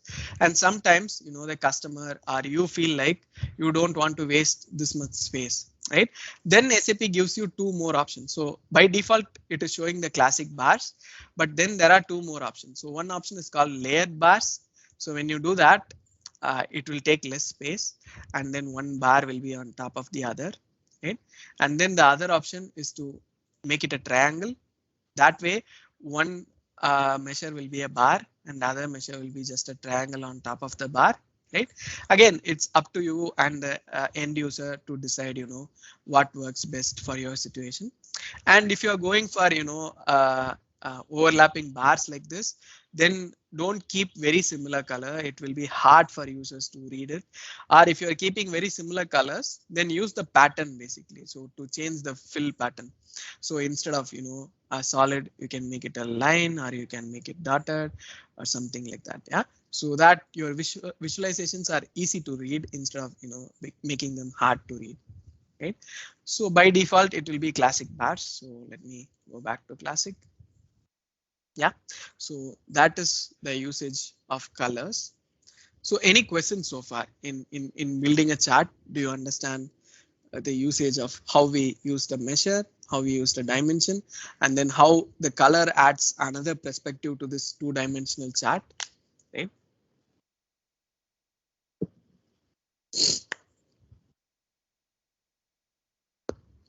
Yeah. So if there are any questions, I can answer that, or else like we can proceed.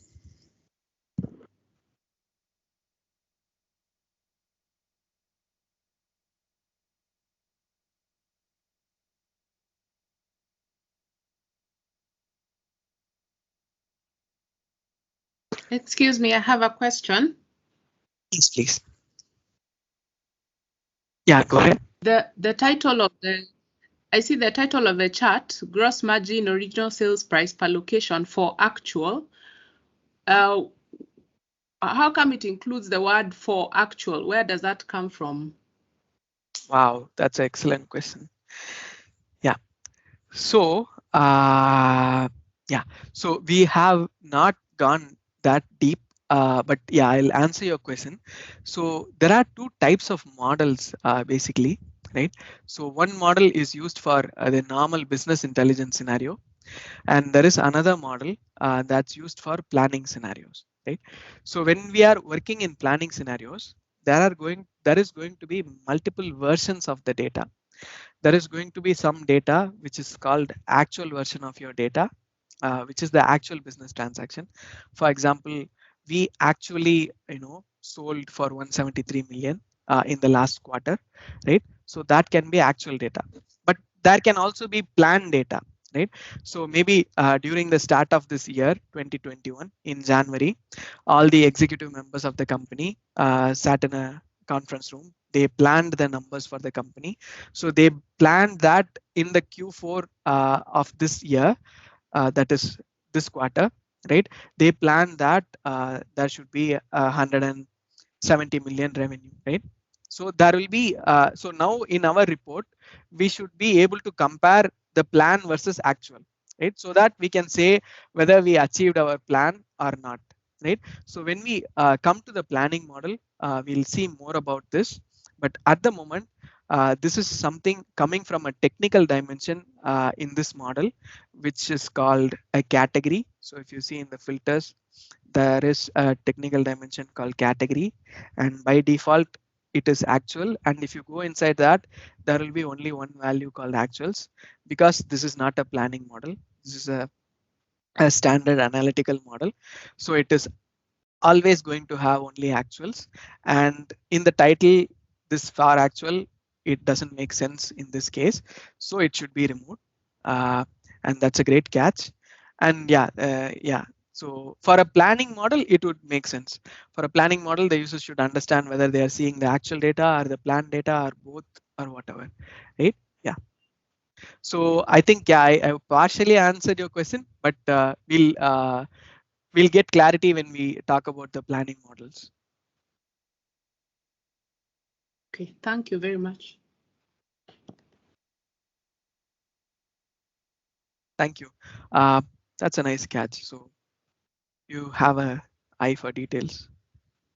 That's good for analytics person. Yeah. So yeah. So let's talk about another interesting thing.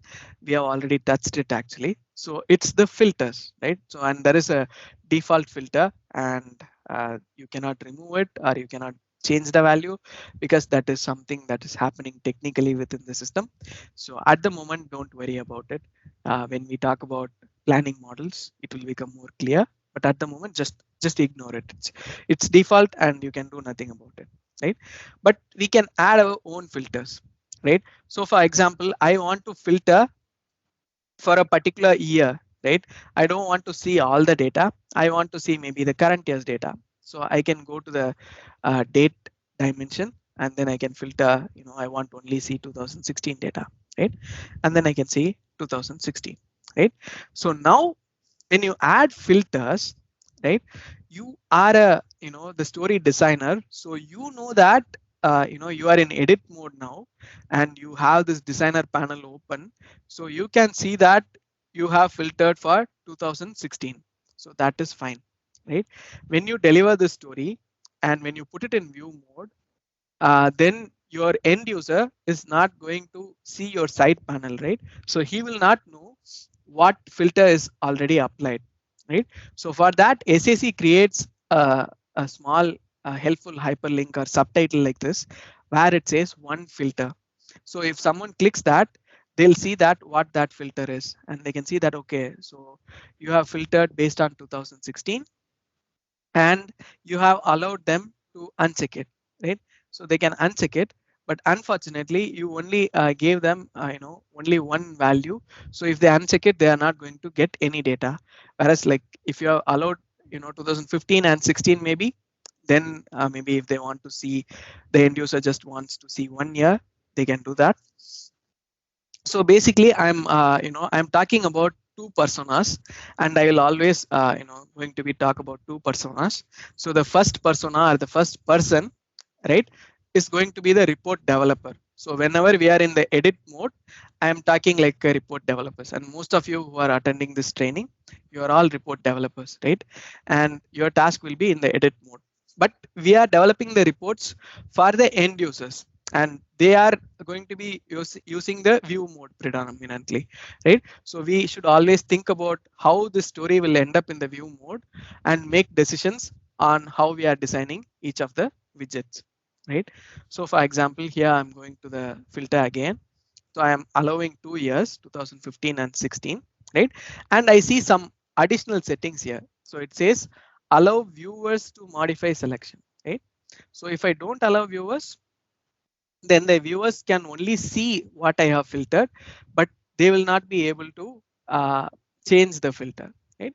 But let's keep it interactive so that the story is not boring for the users, right? So I want to allow my users to modify the filters.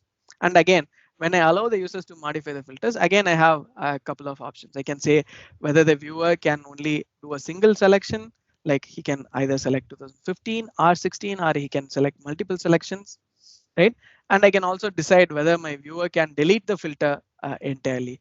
So if I say, yeah, allow viewers to delete filter, right? So now let's go back to the view mode. So now you see here near the filter, there is a X symbol coming. So the user can click it and it will entirely delete the filter.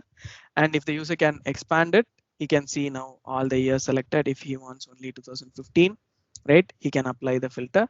So always, when you are building a report, you just keep switching the perspective like this. You think about from your own shoe as a report developer, and then you think about the end user, and you go to view mode and then find out like how this interaction is going to be for the end user, and you keep on fine tuning each widget as you build it, so that at the end you don't have something ugly. So you always had the end user in mind, right? And another thing that people do is allowing the users to apply or remove filter. That depends on your business scenario, because if you are developing a report which should always show the current year and you don't want users to mess up with the filtering, it's perfectly fine to not allow users to remove the filters, right? That's okay thing to do. And when the users go here, they don't have any option to edit it. That's a okay thing to do. But a wrong thing that people can do is, so in the widget there is this triple dots which will have more options, right? And one of the option is this show or hide menu, right? This show or hide menu will allow you to show or hide different sections of your chart. So for example, if I don't want title, I can hide the title, right? But that doesn't make sense. So I put the title back on, right? But if I don't want subtitle, I can remove the subtitle. Again, I should think about what information is going to be missed. So in subtitle, it is saying in million US dollars, right? That's a very critical information. If I hide the subtitle, then the users are not going to understand whether this is 70 million. So if they hover over it, they can see it in the tooltip at least, right? But without hovering over it, they will not understand whether this is 70 million, 70,000, 70 billion, what, right? So I need the subtitle. Similarly, one mistake I see that the developers doing is they think that, so anyways, this filter is a not editable filter, so it doesn't make sense to keep the filter here. So what they will do, they'll go to show or hide, and then they'll go to chat details and they'll remove the filter, right? But unknowingly what they have done is they have removed the perspective of the end users from understanding that this chart is only showing data for 2016, right? That is now shown in nowhere, right? So the end user mistakenly can assume that this is the data for all the past 3 years, right? So if you are going to remove that filter, at least you make it in the title saying that this is 2016's gross margin and gross sales for that, like that, right? So that's why I urge you from the very beginning of starting this course and very beginning of your SAC journey, always think about the end user in mind and start building your report. So always question your charts and see that what you are trying to convey to the end user, and is it getting conveyed in the right way. And another thing, when we talk about this show or hide is, right, sometimes the developers get lazy, right? And they don't want all these details, right? Drill, filter, they don't want both. So this is the drill, this is the filter. They don't want drill, filter or anything. So the lazy developers, what they will do, they'll turn on all and then they'll turn off all, right? That seems perfectly normal, and it seemed like it saved you a little bit of time, right? Instead of unchecking 2-3 things, you just clicked one place, right? That seemed to be time saving, but actually it's a very bad thing to do, because in the future, in the long run, when you are maintaining this report, eventually there is going to be some failures, some kind of failures. The model can have some data connectivity problem. There can be some data quality issue.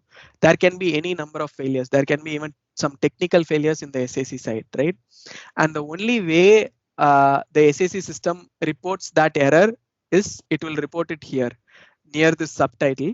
It will put a red exclamation mark and then it will say error message. But in the show or hide, if you do uncheck all, you are also unchecking the errors and warnings. So never uncheck the errors and warnings, because tomorrow if you see that the numbers are not right or the chart doesn't show up at all, then you will be scratching your head wondering what has gone wrong, and maybe you have hidden the error message, so you didn't find out there was an error in the chart, right? Even though if you want to remove everything from here, that's fine, but just keep errors and warnings, just don't touch them, right? So these are some good practices.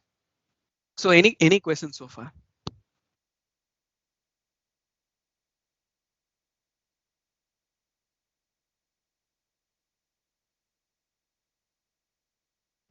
Okay, good. So let's talk about few more details here, right? So legend is nothing but this thing, right? So where it says what is gross margin, what is original sales price. If you think that's not required, you can remove it. But in this case, it is required, right? So I'm keeping that. So I'm saying that I need gross margin and original sales price. When will it be not required, right? Let me show you maybe one example. So for example, I only have gross margin, right? And because I duplicated this chart here, right? My gross margin is in the colors area and it is also in the legend, and it looks ugly because there is only one detail in this chart, and that is gross margin. And again, that is already in the title. The title is wrong actually, again, because I duplicated it. I have to remove the original sales price. But yeah, in this chart we have only one measure, which is gross margin, right? And there is no need for us to show a legend saying that that is the gross margin, right? So that doesn't make sense. So I can remove that. Whereas here the title says gross margin and original sales price, but the user has no way to understand which is gross margin, which is original sales price, right? If they hover over it again, yeah, it is going to show in the tooltip. But yeah, without even doing that, the legend should be there to make sense, right? Like that's the use of legend. Again, data labels. So in some cases, you don't actually want the actual data label to be visible. You just want to understand the intensity of the difference between two measures, and you don't want the exact numbers. Then in that case, you can hide the data labels. And sometimes, you don't want x-axis labels, because here you see it's just a numeric value, 0, 50, 100, 150 like this. But sometimes, if you hide the data labels, then it would make sense to show the x-axis label. Then at least you will know the range, right? So here I can know, okay, this bar is maybe above 250, right? At least I can know the range. So it depends on the business scenario again. Again, y-axis label, yeah, you will need it, because then only you will understand which region it is for. Like that, you can play around with all of this settings. And axis line is this one, this dark black line. So if you don't want it, you can hide it, but I would suggest keep it, because there is something called as axis line locking, right? So for example, if we are having two charts like this, right? So it would make sense for those two charts to be in harmony, right? Like they have a natural two vertical lines, and if those two vertical lines align with each other perfectly, then that looks more pleasing, and that looks more appealing than something that appears like this, right? This looks somewhat out of sync, right? And for that reason, and also if we change the drill level, so for example, like initially maybe the charts were aligned, but when I drill into something, the alignment just changed, then again that is not going to look right. So in order to avoid that, there is a way to lock the axis lines. So when you have two charts like this, and when you drag the axis line, you will have some dotted lines like this appear. And when you leave the line, when the dotted lines appear, then those axis lines get locked, right? And even if you drill down or if you drill up, if you filter, you do whatever, only the data in the chart will change. The axis line will be in the same position, right? And it will apply even for the horizontal charts. Yeah, even if you have two horizontal charts, two vertical charts and horizontal axis. Basically, yeah, it makes sense if the lines match. That looks pleasing, and you can again, yeah, you can lock the lines basically. And yeah, here you have the symbol to lock axis lines, and yeah, you can do that basically. Yeah. So that's the reason. Yeah, you can keep the axis lines, right? And yeah, if you think in your particular case you don't want axis lines, you can remove that as well. And then footer, right?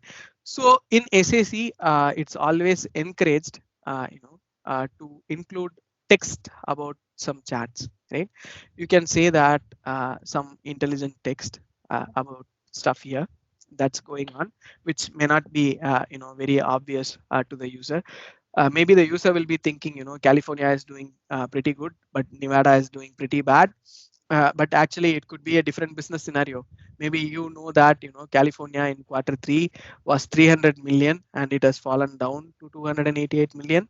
But Nevada in Q3 was only 30 million. Now it has increased to 44 million, but that is nowhere visible in the chart, right? So maybe in the footer you can mention that Nevada has grown, by so and so percentage since last quarter, or you can say Nevada's quarter on quarter growth is 40%, something like that. So it's always encouraged in SAC to, because we are only telling a story, it makes sense to add some descriptive analytics like that. And even, if we go to our sample story, I'll show the sample story quickly. There will be a lot of texts. See here, they have included some text saying that California has above average sales when compared to Oregon, and Nevada consistently underperform for across all product groups, some things like that, right? So think of it like maybe in programming, think of it like commenting, right? It's always good practice to comment your code, right? But you shouldn't overdo it. If there is something that is very obvious, you don't have to call it out, because even the users are not dumb. We just have to help them. We don't have to overdo it, right? So yeah, so be very careful and use text whenever it's required. And if you think it's not required, just skip it. Yeah. Yeah, so that is the footer, right? And then okay, so let's talk about some more options from the context menu before we dive into all the chart types. Why I am not going into all the chart types is because it's a kind of good to have hands-on.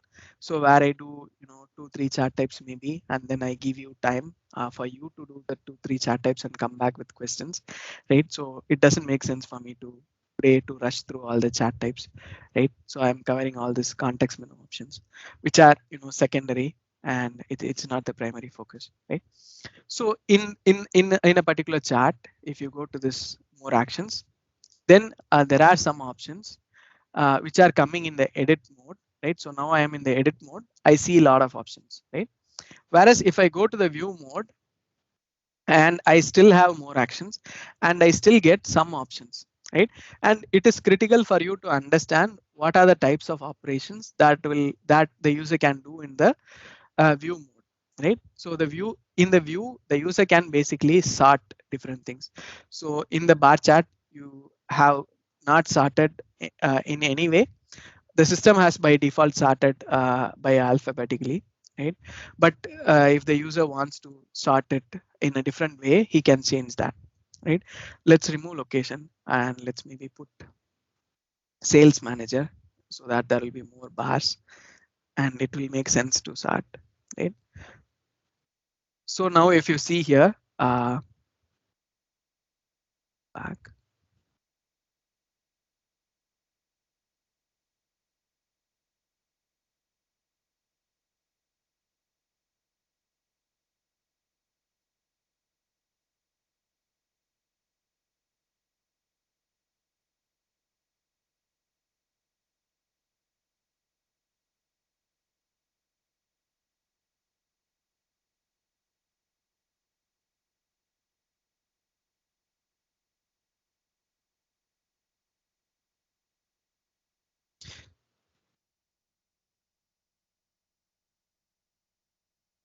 Yeah, so if you see here, now I have a list of sales managers, and I want to know, who is the highest sales with the highest sales revenue, highest gross margin, right? So I didn't do that for the end users, but in the view mode, even the end user can do it. Like he can go to the gross margin and he can say highest to lowest, and he can see that, okay, Kiran Raj is getting the highest, right? And if he wants, he doesn't want to, if there is a lot of data points, he wants to see only the top 5, sales managers. He can say that, right? He can say, if he wants to see the worst performing sales managers, he can say bottom 5, right? So if he says bottom 5, only the least selling sales managers will come, right? So what is the difference, right? So in edit mode, right, whatever we are doing, right? So now I am coming back from view mode to edit mode. The changes I made are still there because I am a report editor, right? So I see that it is still not saved. So if I don't want to save this, I can just remove it, right? But when we are building the story, it would make sense because a bar chart is after all a comparison chart, right? So we are comparing between different entities. So we are comparing Janet to Gary and Gary to James, things like that, right? So it always makes sense for a bar chart to be in a particular order, right? So that, we will know who is the best performing, who is the least performing, everything. So a random ordered bar chart is not meaningful unless you have some other order in your dimension. So for example, if you want to have, product A first, product B first, second, product C third for some reason, well and good, then you can follow that order. But yeah, if you don't have that type of order, uh, then it will always make sense to order based on the measures instead of keeping them unordered, right? But that again, you can think of one way of ordering, but again, that doesn't restrict the end user. They can also do their own sorting and ranking and everything, right? So that is sorting. And ranking, yeah, ranking we have seen. So by default you can do top 5 and bottom 5, but if you want to do like something custom, if you want to do top 7 or top 10 or bottom 10, then you can use the top n option. It just says top n option, but for bottom also it is the same. You have to go to bottom and then select a different value and select the measures and apply, and it will get applied bottom 7 managers, right? So that is sorting and ranking for you, right? So we will see about some advanced sorting a little bit later after we build our own model. We'll see that, but yeah, at the moment I'm skipping it. Okay, so that is sorting, right? And then we have something called as compare to, and there is something called as open a variance panel, right? So yeah, so maybe before that we can even do one more thing. Let me go back, delete my sales managers. Let me put back location, and I'll also create one more bar chart. And let me put product maybe. Yeah. So now if I go to California, right, and if I apply a filter, I see that in California there is only 173 million revenue, but filtering this first chart didn't have any impact on second chart, right? But what if my business scenario is in such a way that I want to understand in California what are what is the sales of alcohol, what is the sales of carbon drinks, like etc.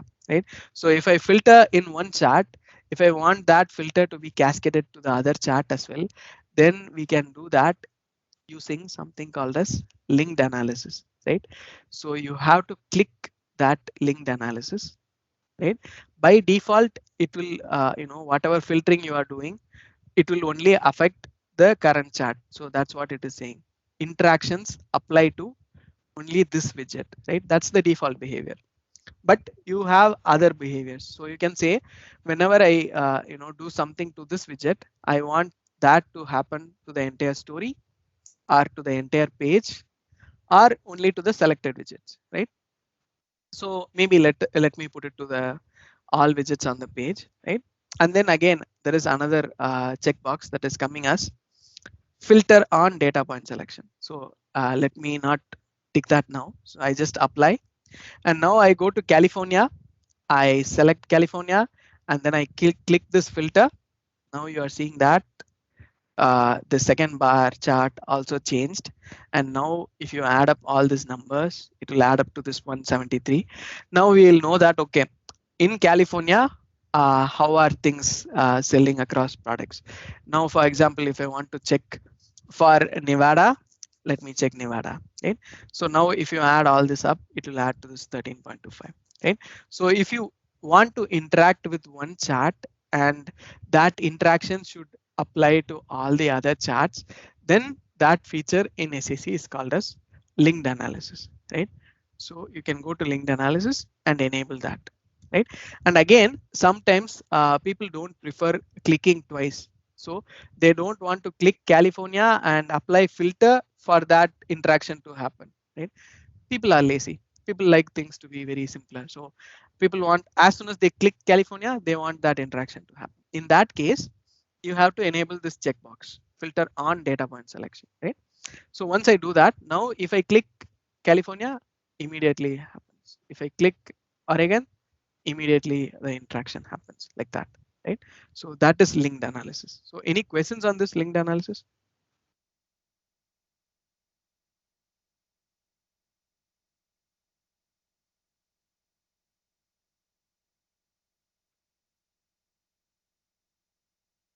Okay. So yeah, so let's create one more chart. I'm just creating a pie chart maybe.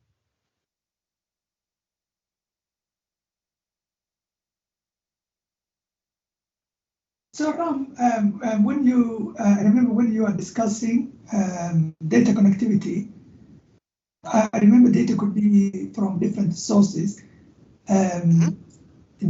We can, if say I have an Excel file, say extracted from Umoja, for example,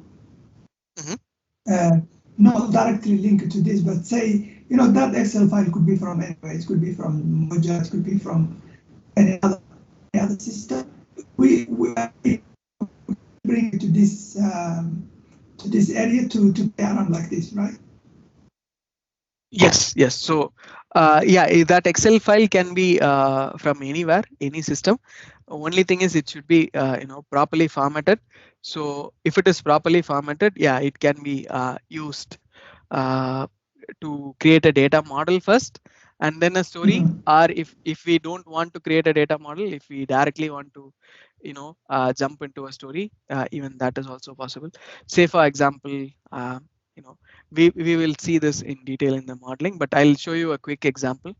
So maybe I have some data here. So this is an Excel file, or this is a CSV file, but yeah, consider this as an Excel file.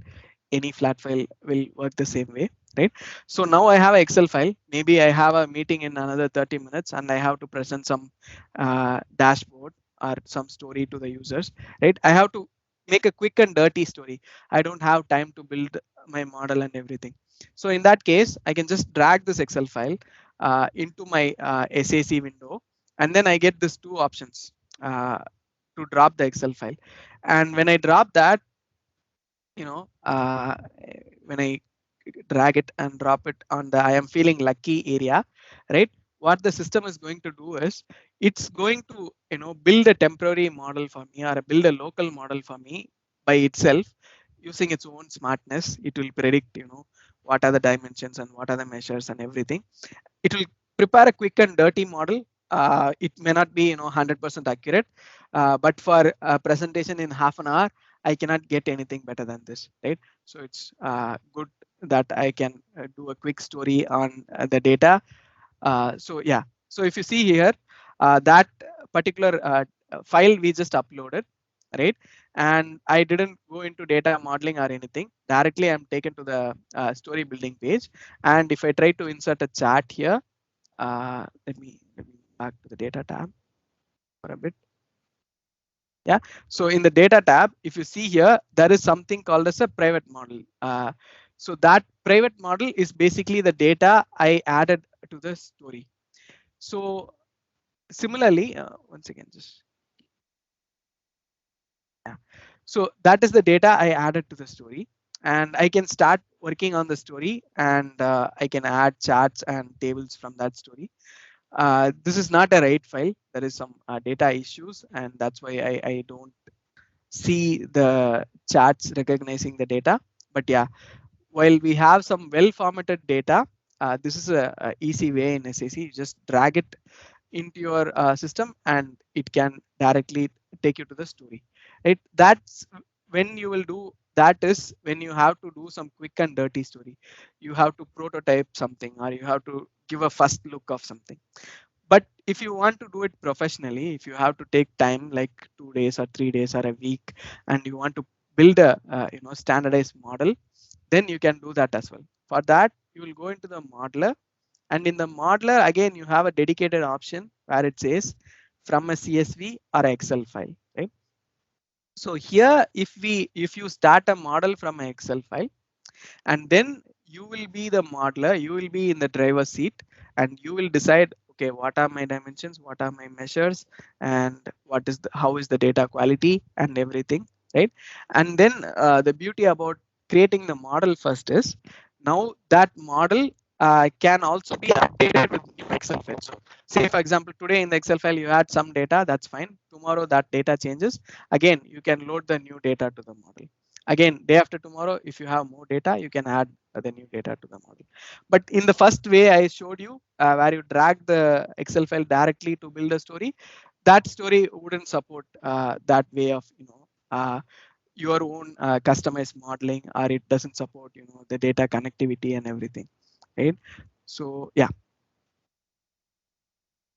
So Excel can be a data source, and Excel can be a permanent data source in sense it can be connected to a model and you keep loading different versions of the Excel, or it can be a temporary data source directly embedded within a story for a quick and dirty quick story like that. Yeah.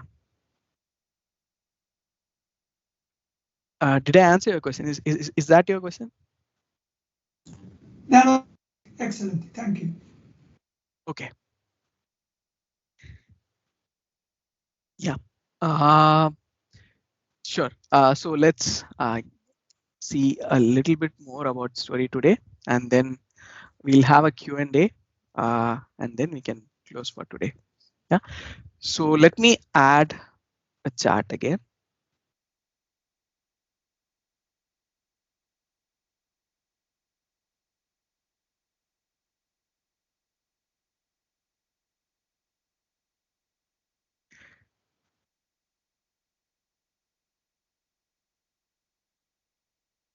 Okay. So this is something I want all of you to understand from a very beginning stage in SAC, and that is to save the story, and to keep saving the story every once in a while, because this is a cloud product, right? And then there can be some problems with the internet, and if your internet gets disconnected, whatever changes you have made could be lost. That's one thing, right? And then the other thing is SAP can update the SAC software anytime, so the system can go under maintenance anytime. So it will not happen mostly. They'll only do maintenance on scheduled times. But again, that's 99.9% of the time. But sometime, yeah, the system can go under maintenance. Again, you will lose all your work. So if you are building, like a 5-page story with all the beautiful widgets and visualizations and everything, and when you are working on the 5th page, if something like that happens, if the internet disconnects or if the system goes to maintenance, that's a huge loss, right? And there is another important reason also to save whatever you are doing. So I frequently save whenever I finish one widget, right? So I think about one widget, I go to view mode, I feel from the viewer's perspective, I correct the widget, and when I am happy with one widget, right, I'll make a save. Why do I do that? Is because in SAC, unlike other softwares, there is no undo option, right? So if I accidentally make a change, something like this, I just messed up my chart, and then I was like, oh no, I like the previous one before, I just messed up, right? And then I don't have an option to undo basically, so I'm stuck, right? So I cannot go back. But if I have saved it like every now and then there is some way, at least I can go back at least one step and I don't lose a lot of work, right? There are some things that can be undone, like for example, you delete an entire chart. For some seconds there will be a toast message here that says one item was deleted, do you want to restore it? And you can restore it. There are some things like that that you can undo in SAC, but again there is no full-fledged undo like in other softwares, right? So if I just want to go back from adding this color, right, I cannot go back on that. If I just want to go back on adding the original sales price, if I remember the steps, yeah, I can just do the steps in reverse. But in general, if I mess up something, there is no way to undo.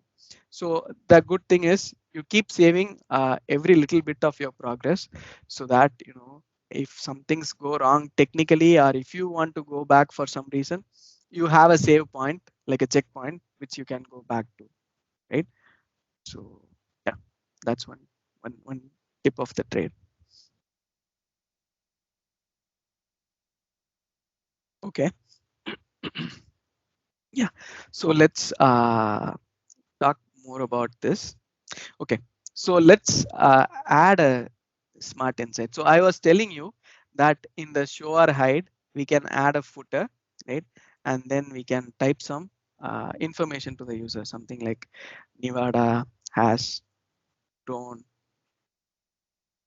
quarter on quarter, something like that, which is not very obvious from the chart, right? We can type it in the footer. But again, SAC can do that for you actually. So you don't have to even type anything in the footer. There is a smart feature in SAC, right? And let me hide the footer. So that is called as add smart insights, right? So I am going to click this add smart insight, and you see that in the bottom, it is saying loading insight. And then in the chart also, you see that a dotted line got added called average, right? And then the system is saying something. It is saying that California has the highest discount, showing a 76% deviation from the average. So it's saying that California is basically, above average by 76%, some insight like that. And not only that, this insight is actually interactive also, right? So for example, okay, so let's go through this line by line. So the first line is obvious from the chat. We see that this is the average line, and we see that California is above average. That's obviously in there, right? But there is no time dimension shown in the chart. But in this text, we can see that from the half year 2016, it was 35.73, which is from the half year 2016, it is an increase of 14%, right? This the user had no way of knowing that, but now from this smart insight text, they can understand, okay, compared to the first half of this year, the second half of this year has grown 14%. Okay, that is good, right? So that's one insight. This is the top insight it is showing, but there is also this view more button. So if they click that view more button, okay, so you get the smart insight panel. So in the smart insight panel, now you see there is a context. So what is the context? So it is only talking about discount in California bar, right? So for the system, now only the California data point is interesting. So it is showing more insights only about the California bar. So what is it saying? So it is saying that the half year, the same thing that we read. So if you want to compare, I don't want to only compare half year to half year. Maybe I want to compare month wise. Then you can change it to month, and then you can see a chart here. seeing that how the discounts in California has changed.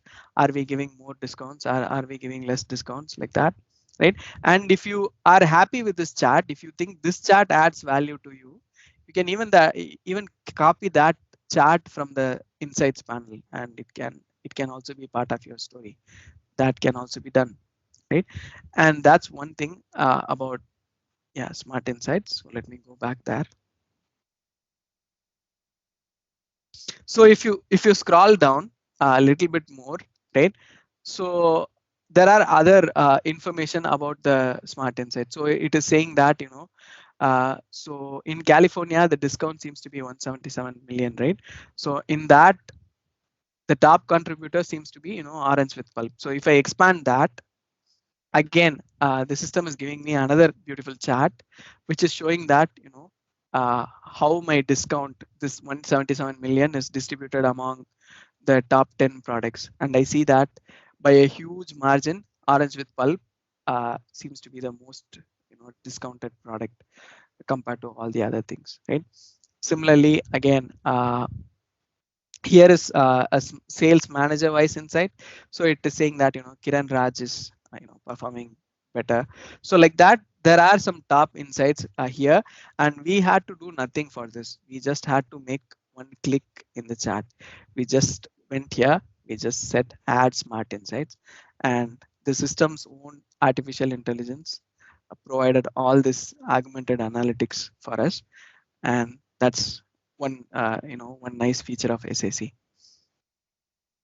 So yeah, so when you have access to the system, you can play around with this smart feature.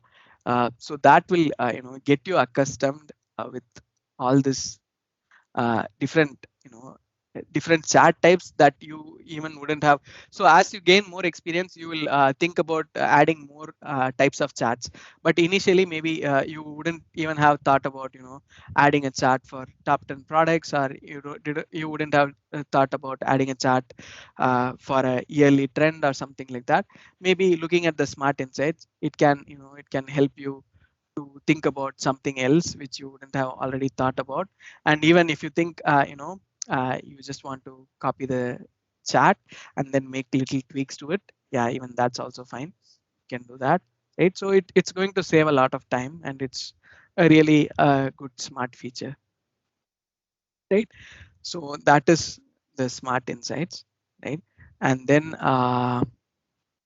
yeah, so we can decide if some page has to be hidden in mobile, right? So if you have multiple pages in a story, for some reason you think that a particular page does not suit well for mobile, then you can hide the entire page for mobile. Or if you think a particular chart, maybe in this case this chart, the smart insights chart, maybe you think that because mobile has a very small area, clicking this smart insight and everything will be hard for the user, and you want to hide this particular chart in mobile. You can say that by default it will be mobile enabled, but you can just turn that off. So what will happen is, if the same story is viewed in a mobile device, right, this chart will not be shown. So that's why yeah, you have settings at multiple levels. You can hide an entire page from here, hide in mobile, or you can selectively hide some charts in mobile. Yeah, you can do all that. Yeah. So other than that, yeah, the lane setup is also for the mobile only. And again, if you want to take a look, like how I said, right? So if you know that your customer or the end users or your company, a lot of your colleagues are going to be using mobile devices, then you should start building for the mobile first, right? You should not, you should not think that after I build the entire story, at the end I will adjust for the mobile. That will never work out. You should start with the mobile device in mind, and after you add each chart, each widget, each page, you should keep checking that how it works on a mobile device. So how we switch between view mode and edit mode. Similarly, we can also switch between device previews. You have a button here which is called device preview, right? So in a laptop or in a standard HD screen, this is how the story is going to look, which is fine. right? But now I want to have a rough understanding of how this story is going to look in a mobile device, right? So I can switch to the device preview, and in the laptop, instead of laptop, I can say, Android and a generic phone. And as soon as I say that, I can see, okay, so this is how it's going to look. And maybe I can say iOS device, right?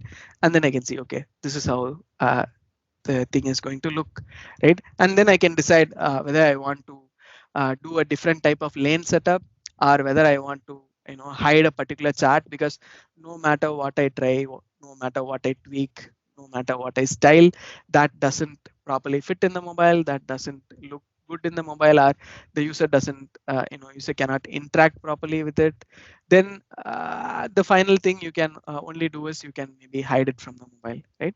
So with that in mind, so with every now and then, you just switch to this device preview, and keep checking how it will look in your target audience devices. So if you think that your company, a lot of people check their reports always on iOS device, so every time you just keep checking the iOS device, and especially if you think they are using the latest iPhones, 11 or 11 Pro, the large phones, then check for that large phones, right? Something like you just keep switching between the device previews.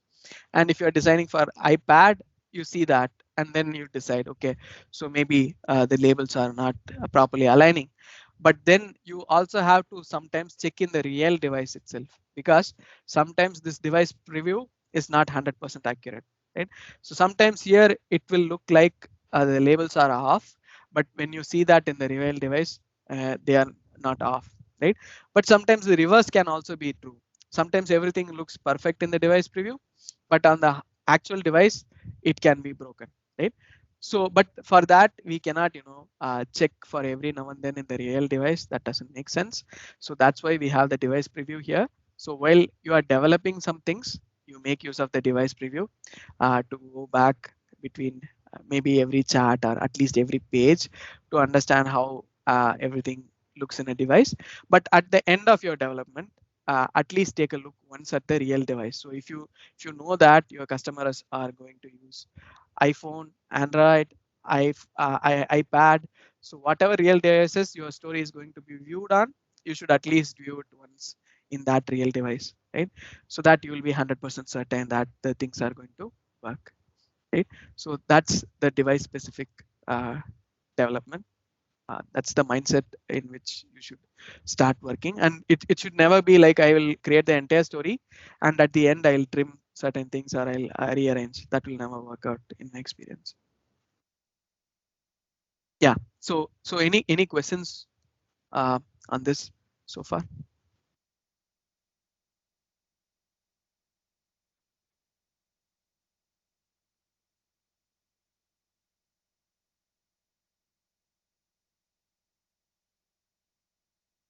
Okay, so can you all give a general feedback on how the session was today? Is it too fast, too slow, or is it in the right tempo?